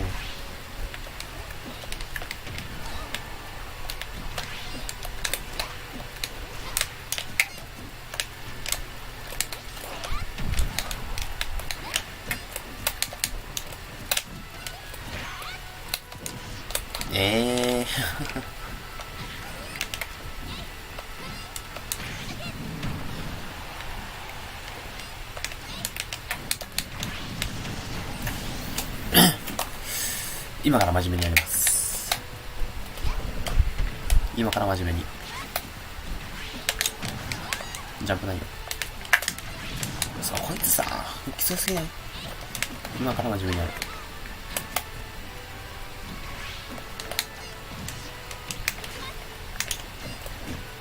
いや、普通になんかお任せでプリン出てきた。これは締められてるね。お任せ出てくるプリン弱。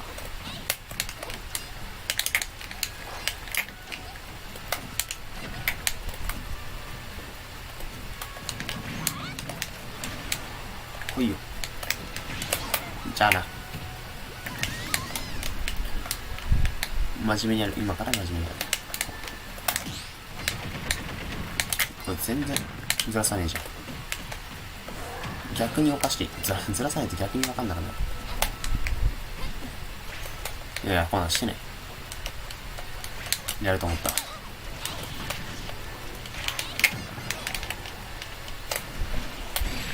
は意味がわからん。ガードしたら俺が悪かったな。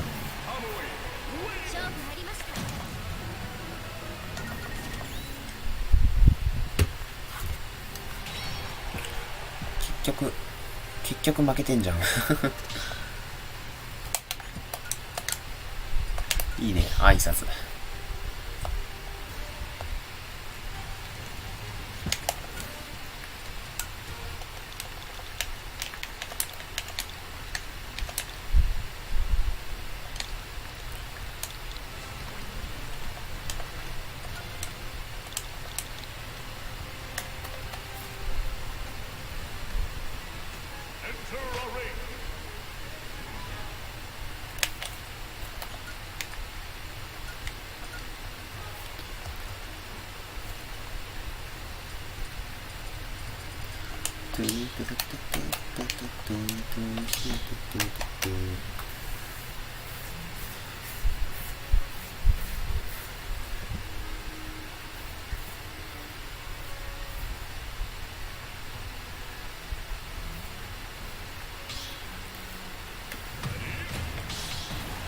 さあ、デレでいいね。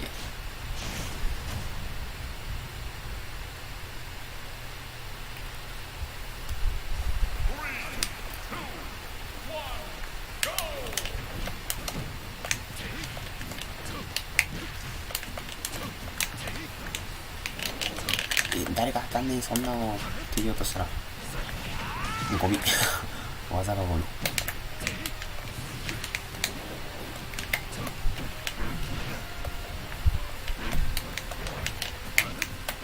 あうわお。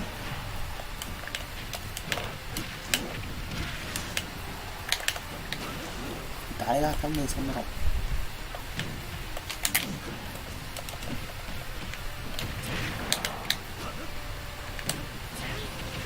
わお。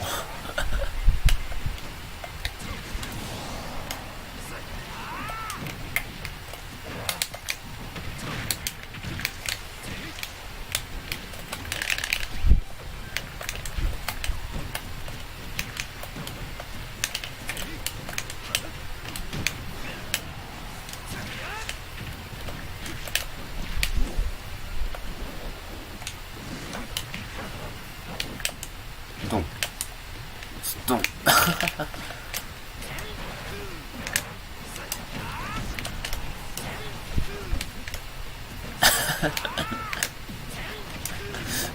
これで勝てるのでは。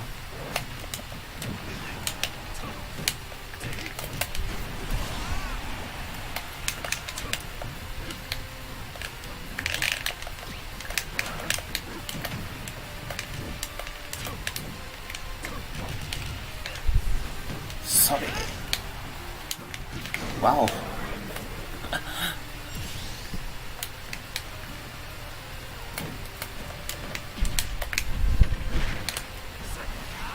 ッケー、優勝。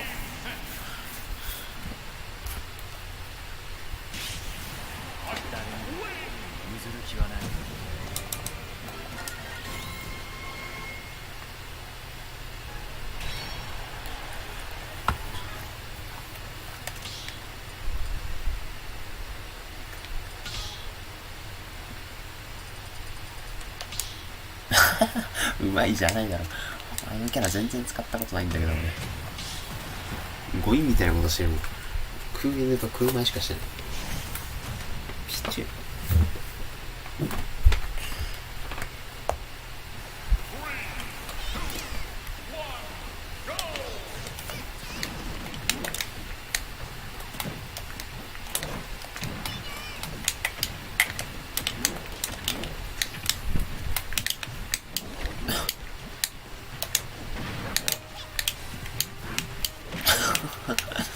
ピチもまさかブンブンキャ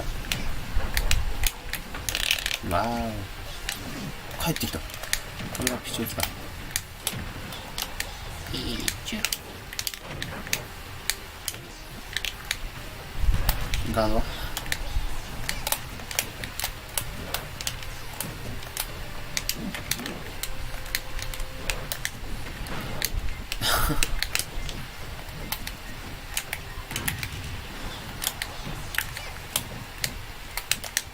天才コンボを使う天才怒られそうだな、そろそろ。まあピューピューマリオギャグミック脱却。マリオ、俺が教えてあげるよ。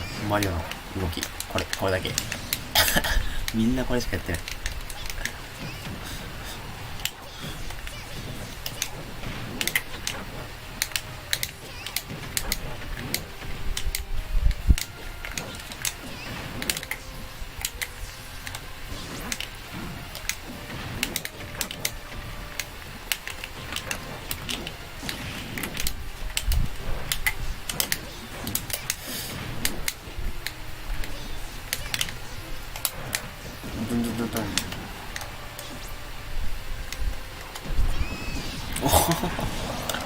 これが男の雷。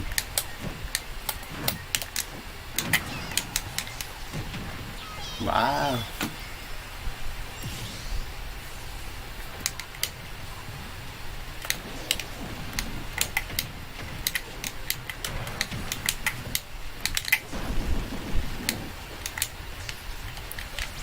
あ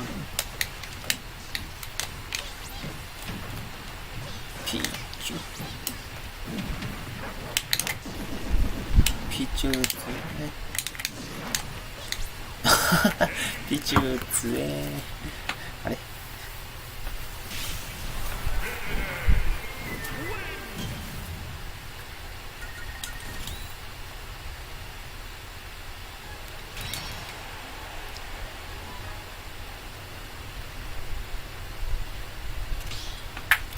あれピチュー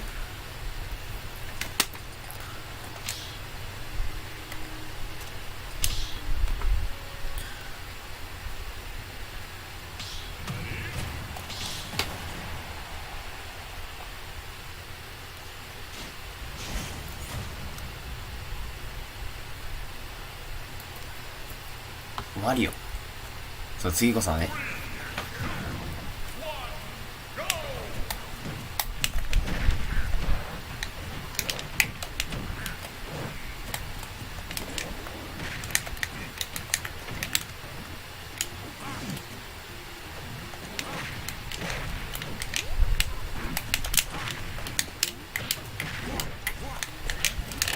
おお。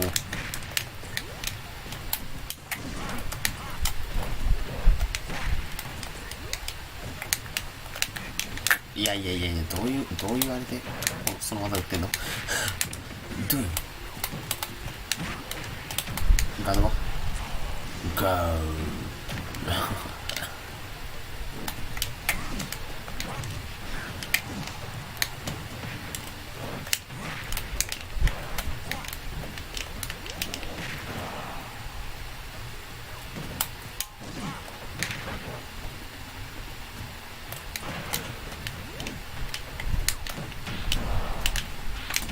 あら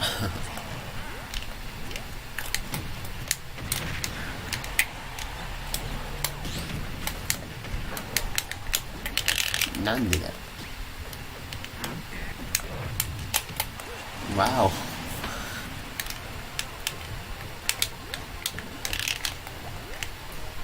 の人これしかしねえじゃん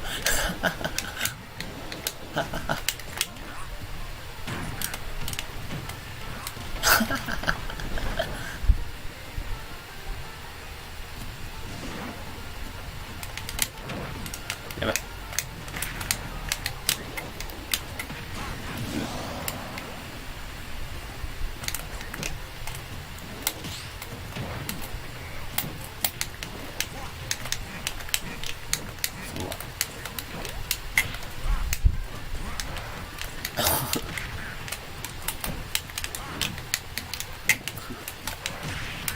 どういうこと？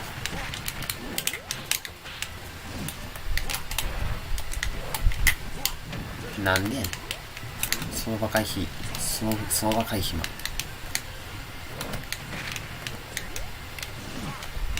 やめてー。ゴーゴーゴー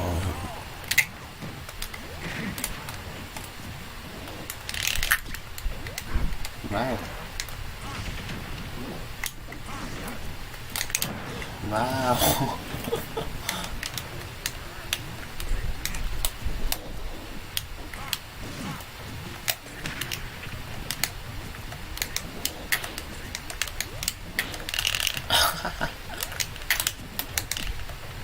この人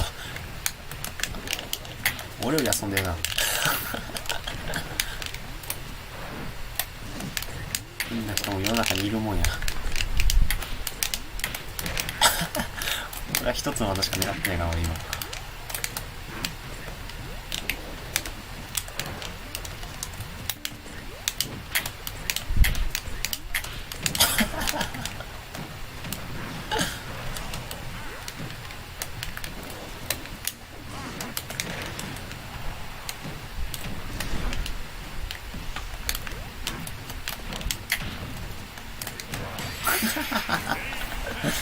さ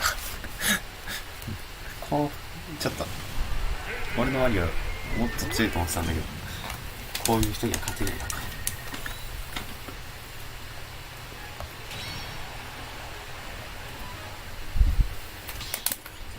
次年いい名前や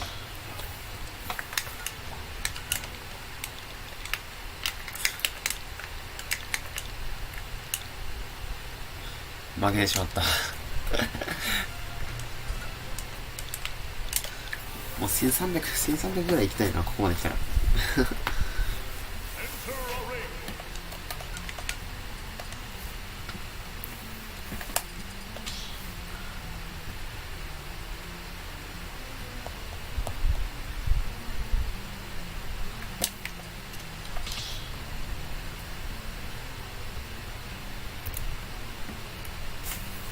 対戦相手のリーフです。よろしくお願いします。まともな対戦はできるかわかんないけどね。待って、お任せのままにしちゃった。まあいった。どうせ一つしか選べるし。俺のリトルマック強いからな。知らんけど。まずは、クーメ。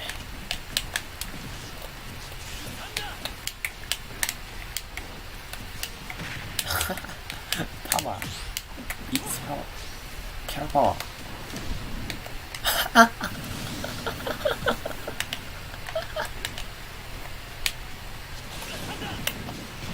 なんかそれっぽいすげえそれっぽいコンボしてるこの人わー待ってプリン使いがリトルマックス使うと空中攻撃使いですんだけど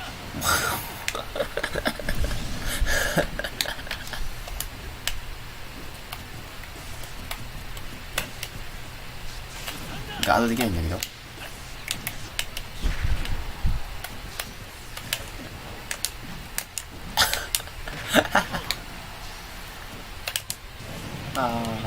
俺の入れ込みこそまだそんな貧弱な技に止められてしまった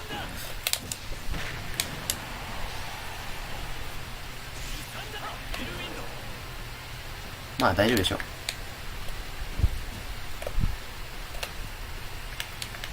大丈夫でしょまたあれやったら言えばいいし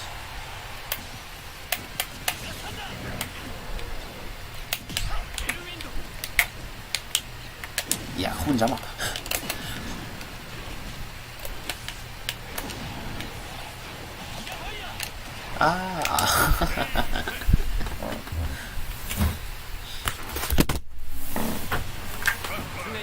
リトルマック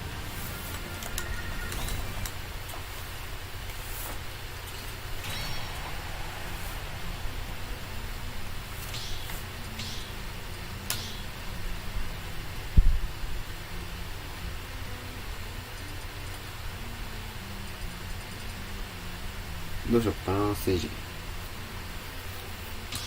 どう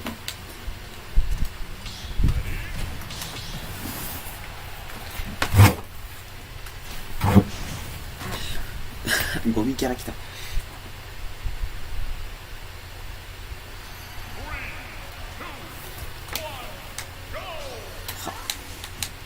ほうピンプラは何すればいいね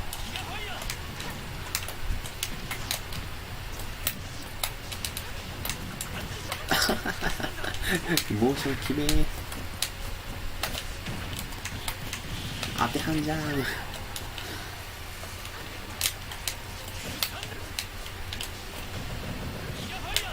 誰が当たってんの。回避してんの。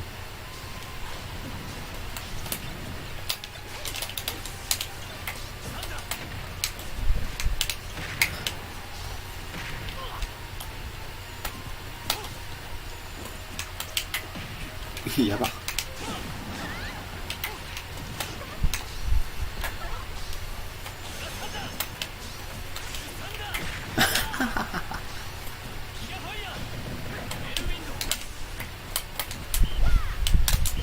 わお。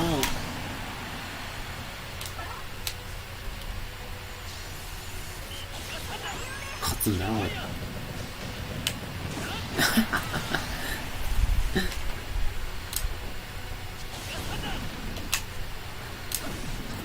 やめなさい。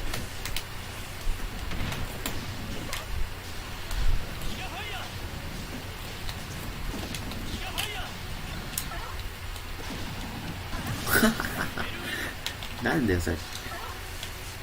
ドン。いや、一体頑張れ。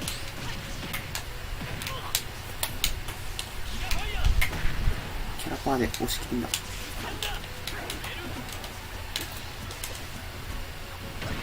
おお、それっぽい。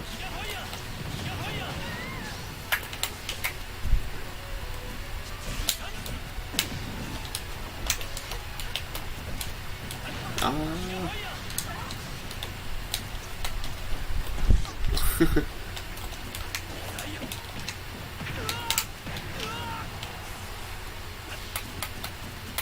そんな当たんねえよ。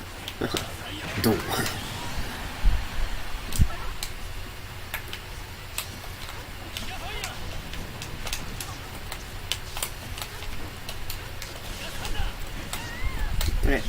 お前はビットレさん1500ジョージ、こんな落ちるか。落ちたもんだな。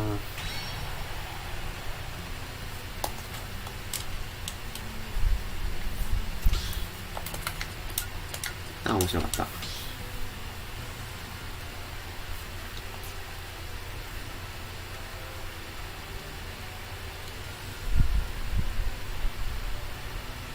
ここのうんたら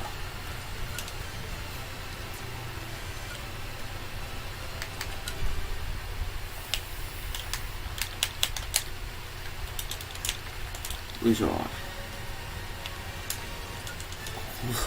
いいし、そうか、いいしというのか。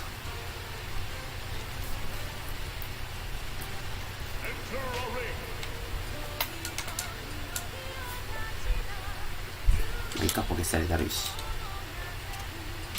チャンネル登録しました。次の配信も来ます。いいのこんなので。ありがとうございました。こんなのでいいの？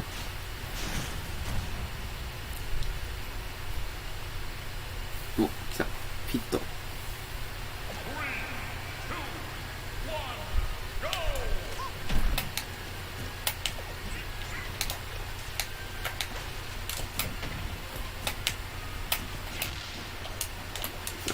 もったいない。せっかく空爆したのに、この人。コンボつながってないじゃん。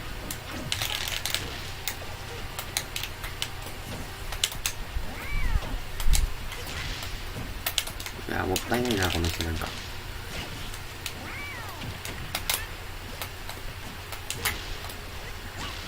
せっかく空爆当ててんのに。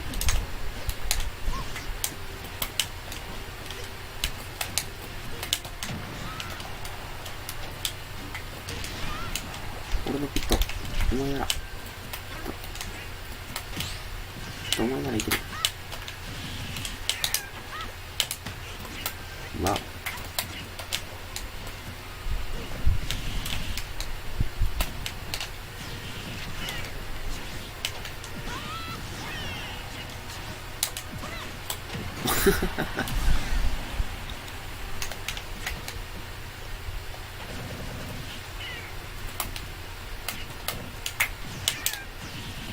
あ、上様でよかったね。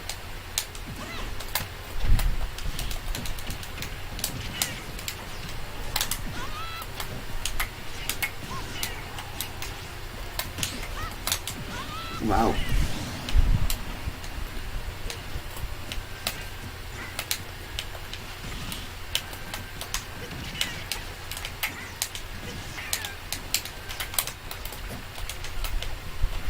何かと枯れないそのゴロゴロ卵。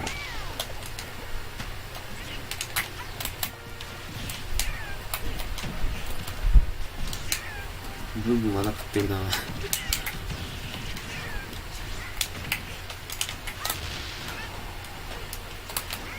うん、うまい。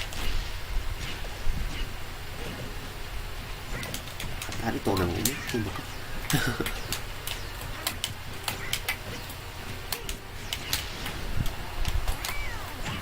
わお。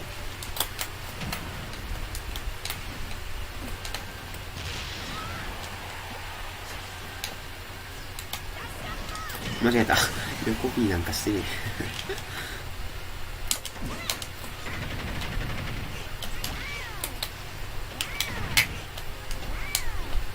ああ。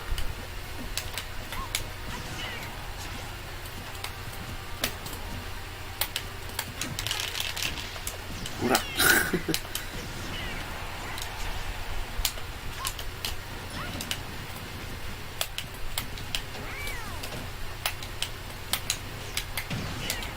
相手のいる方向でスティック倒してるだけだ。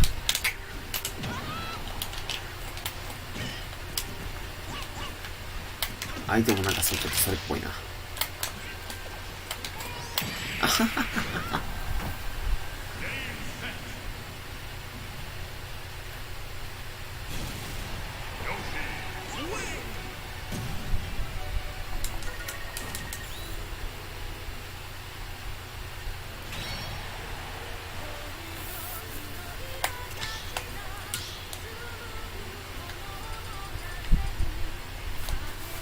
ステージは一緒やん。プリンとね、ヨッシーって大体嫌なステージ一緒だからね。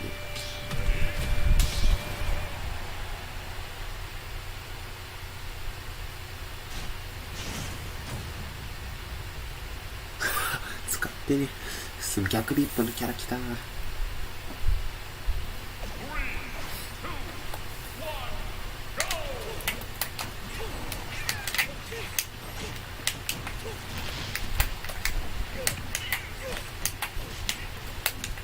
ドン。おやすみなさい。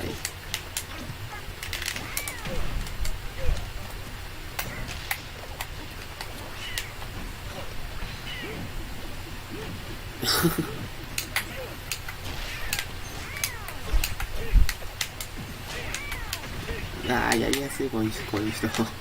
いい人。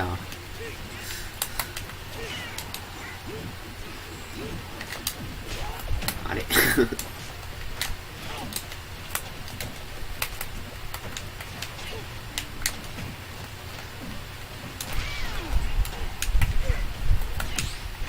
うん。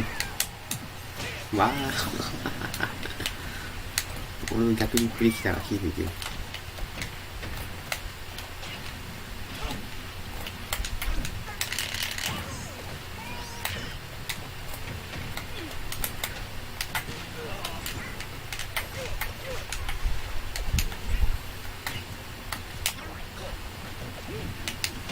いや、D はできたく DA はどうしたの。いや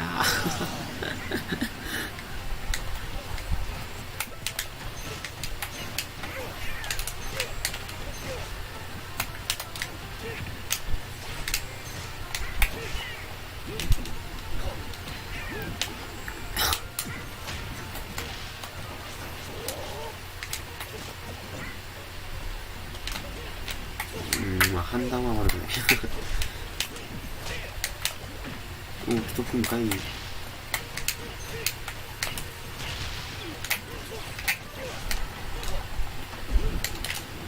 あ、初めて使った。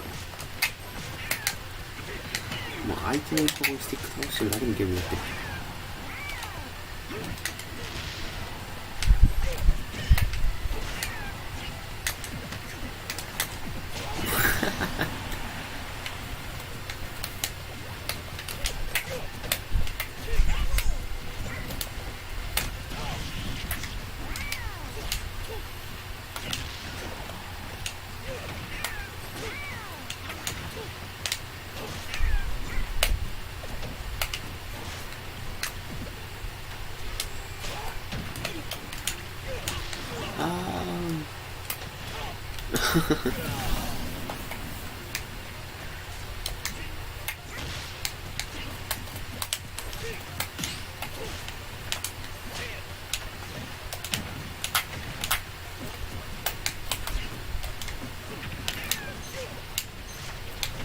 当たんのがいい。お、いいね。ごめんなさい。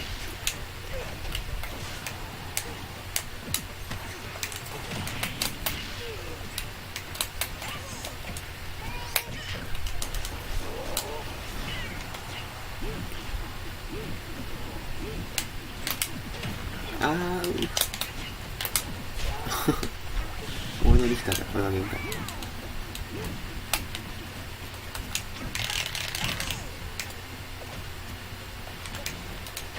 あれ虚構ができてない。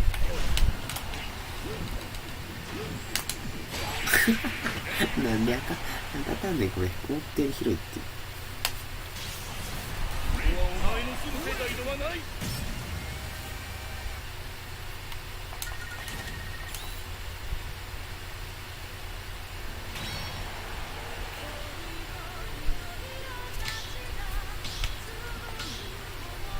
リヒターなんか使ったことないのに、使いすぎて使って逆にいっぱいいったから使ってない。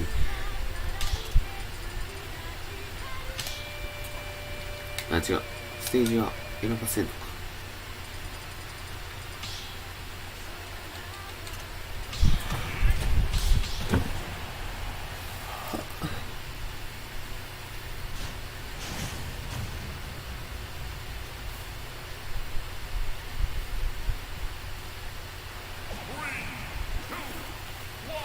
です。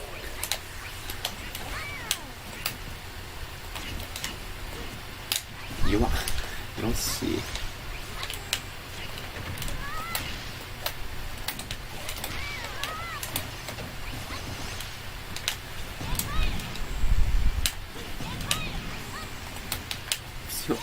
全然効かんやん、ヨッシーに。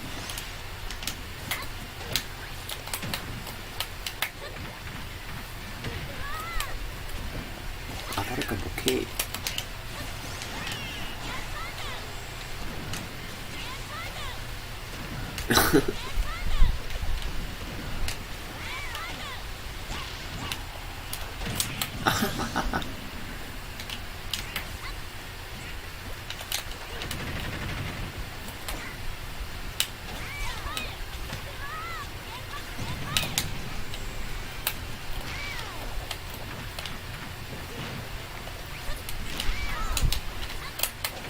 多いですね。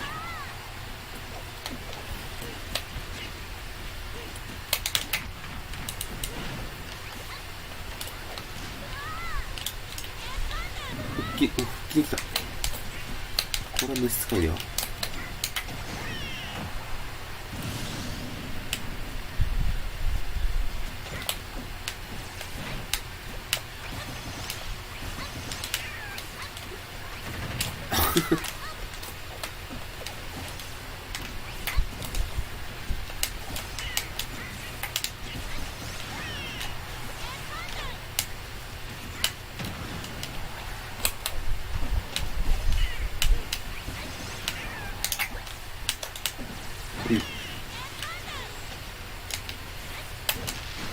いいね。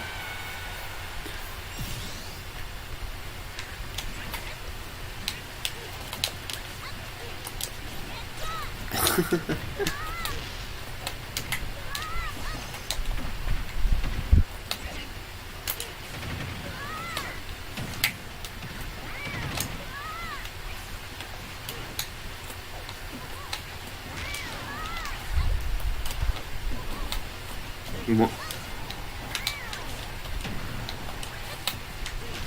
あー、プリンやったら避けれない。いいね。俺なんですよ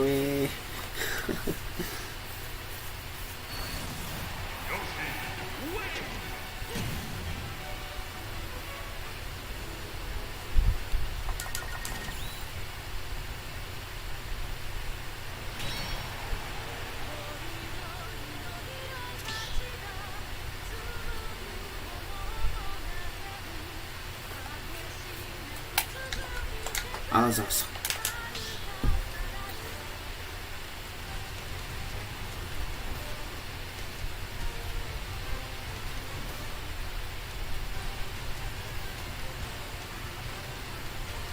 またてめえか。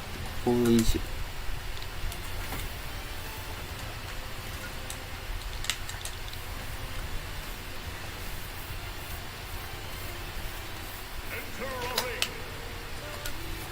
よし使っ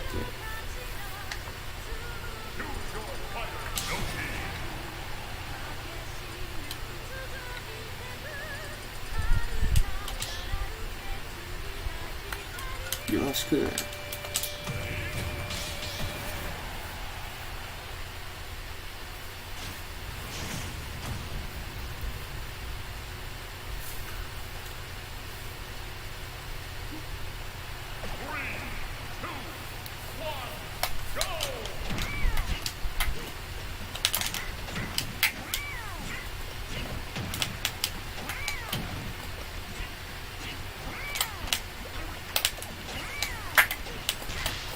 いいね。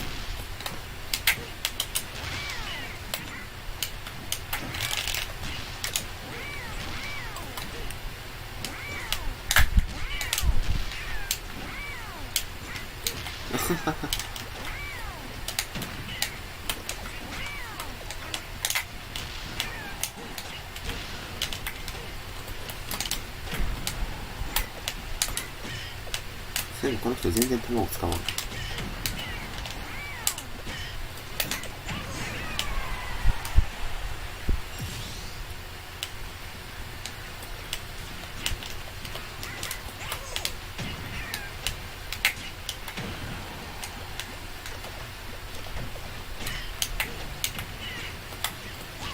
うんうん。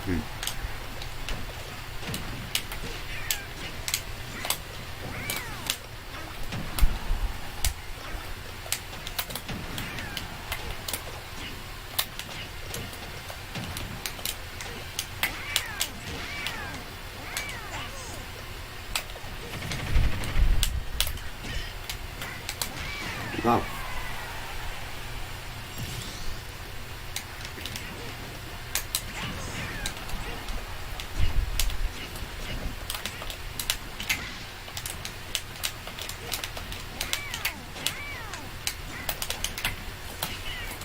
あれがしたい。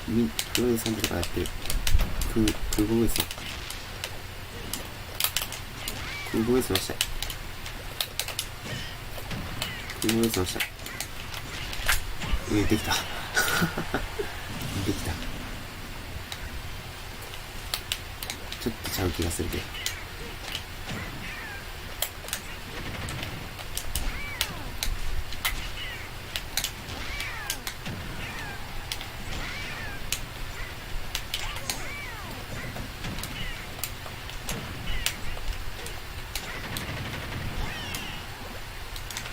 わお、どこまで追いかけんの。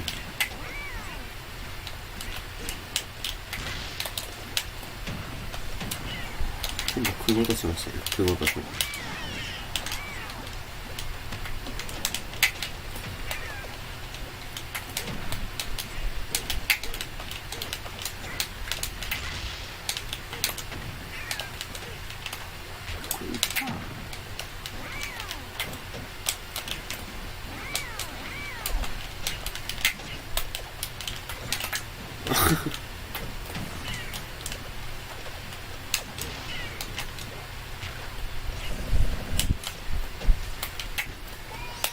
ああ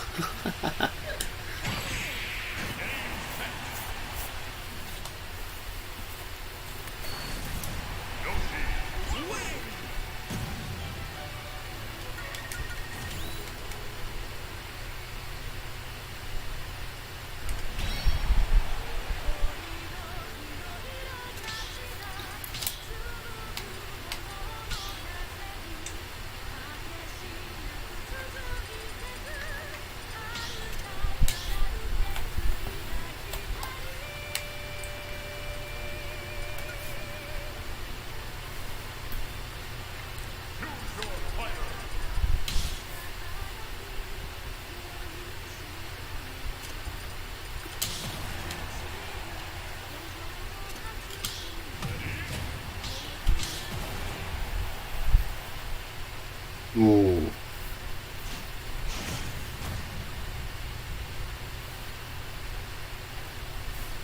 パルテ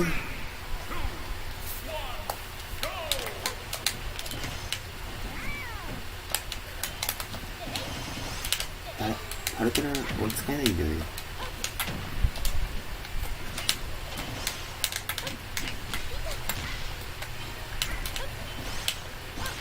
めっちゃめちゃ食い殴ってくるんだよ。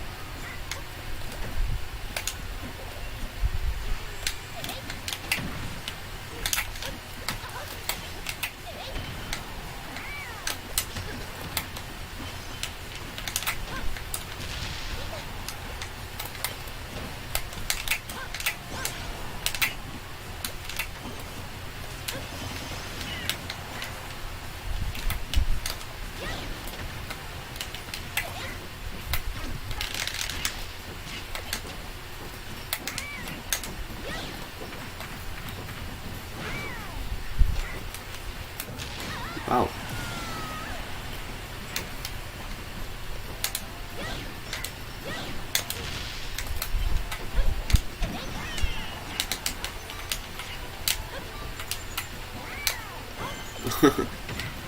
あれだな、バナや。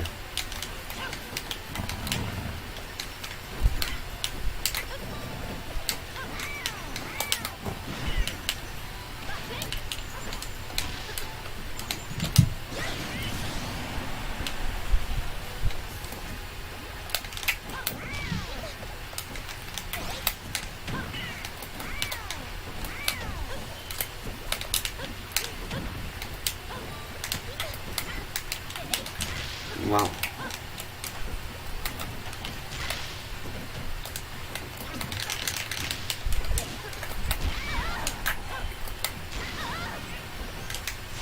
俺とこれとのバウンダー。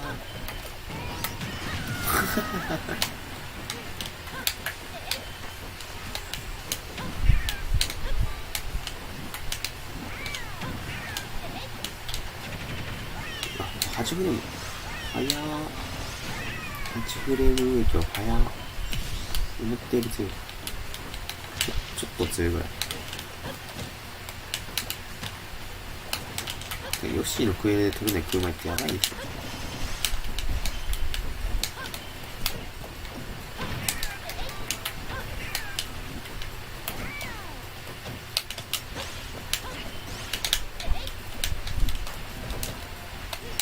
当たるか。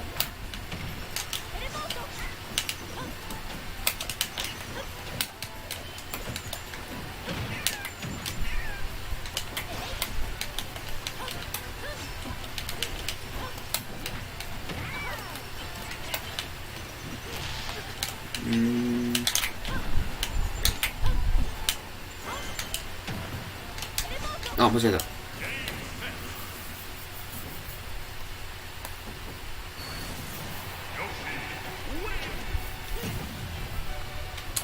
こいいね、ヨシの背中。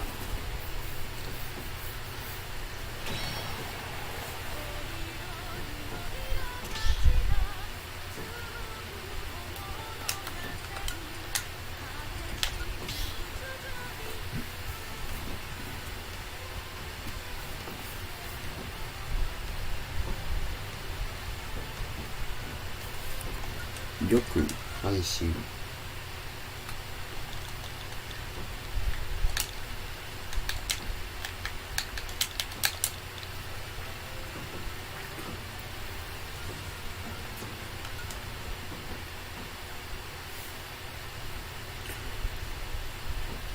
間違ってるやん。部屋目やってんやん。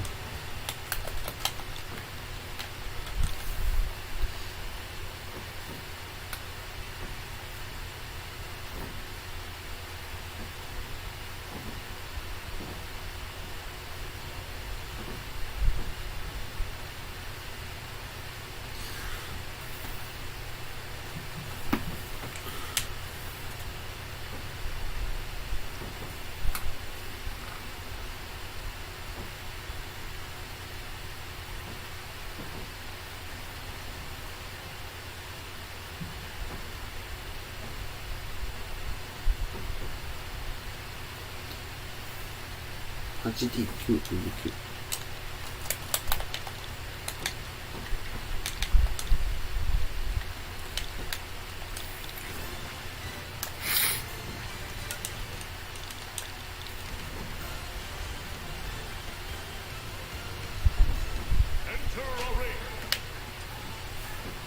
選手今日切ってる。ジョーカーやのに。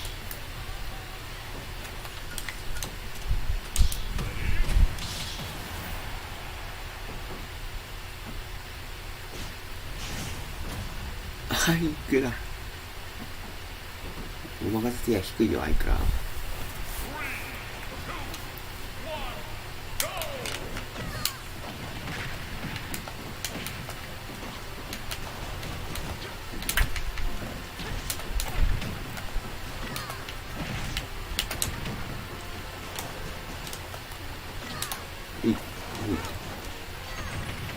なんか勝手にキャラ出ししてんだけど、こいつら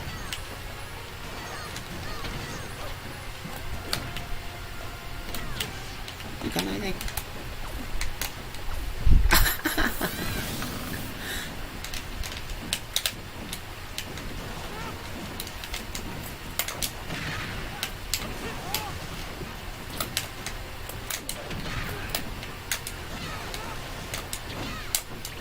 行ってこい。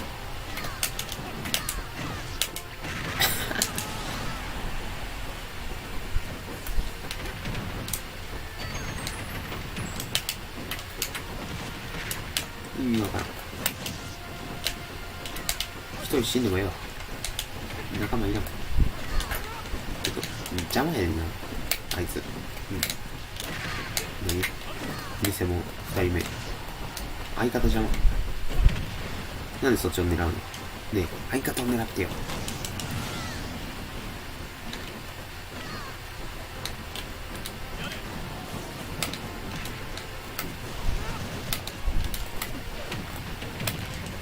なんとかして、なんとかして。オッケー。これが相方。相方、お前だよ。間違えたー。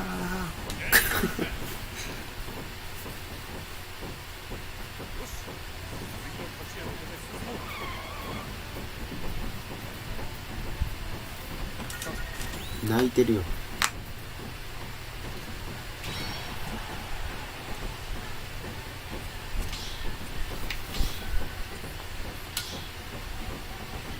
ダリーがポケサディー。さあ来い。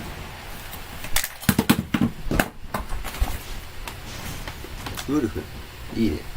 使えないけど。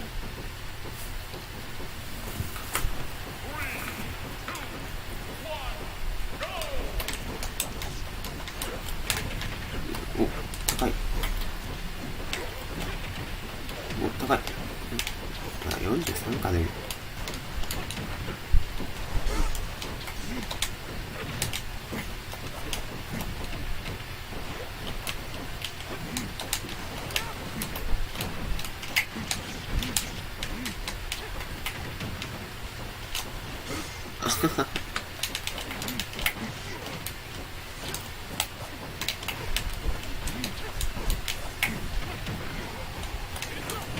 あらら。おら。おー。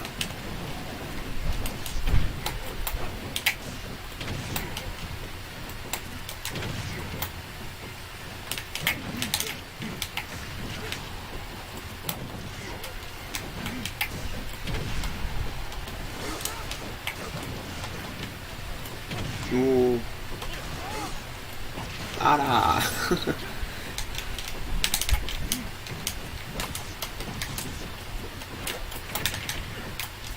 何やってんの？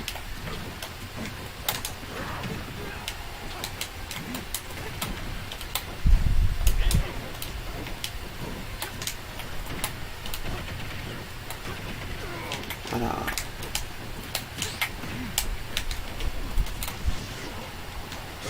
あら普通。こっから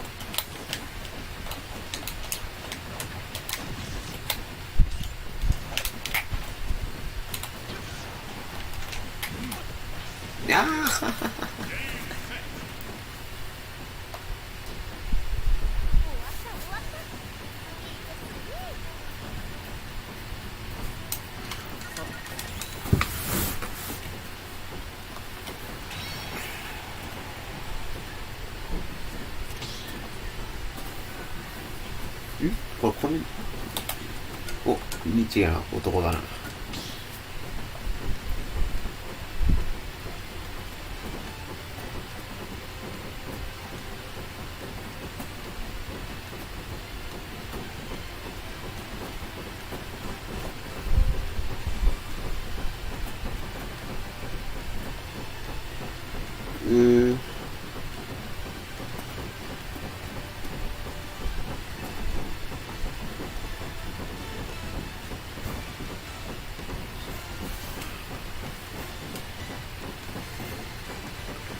終わるか。なんか意味ないしな。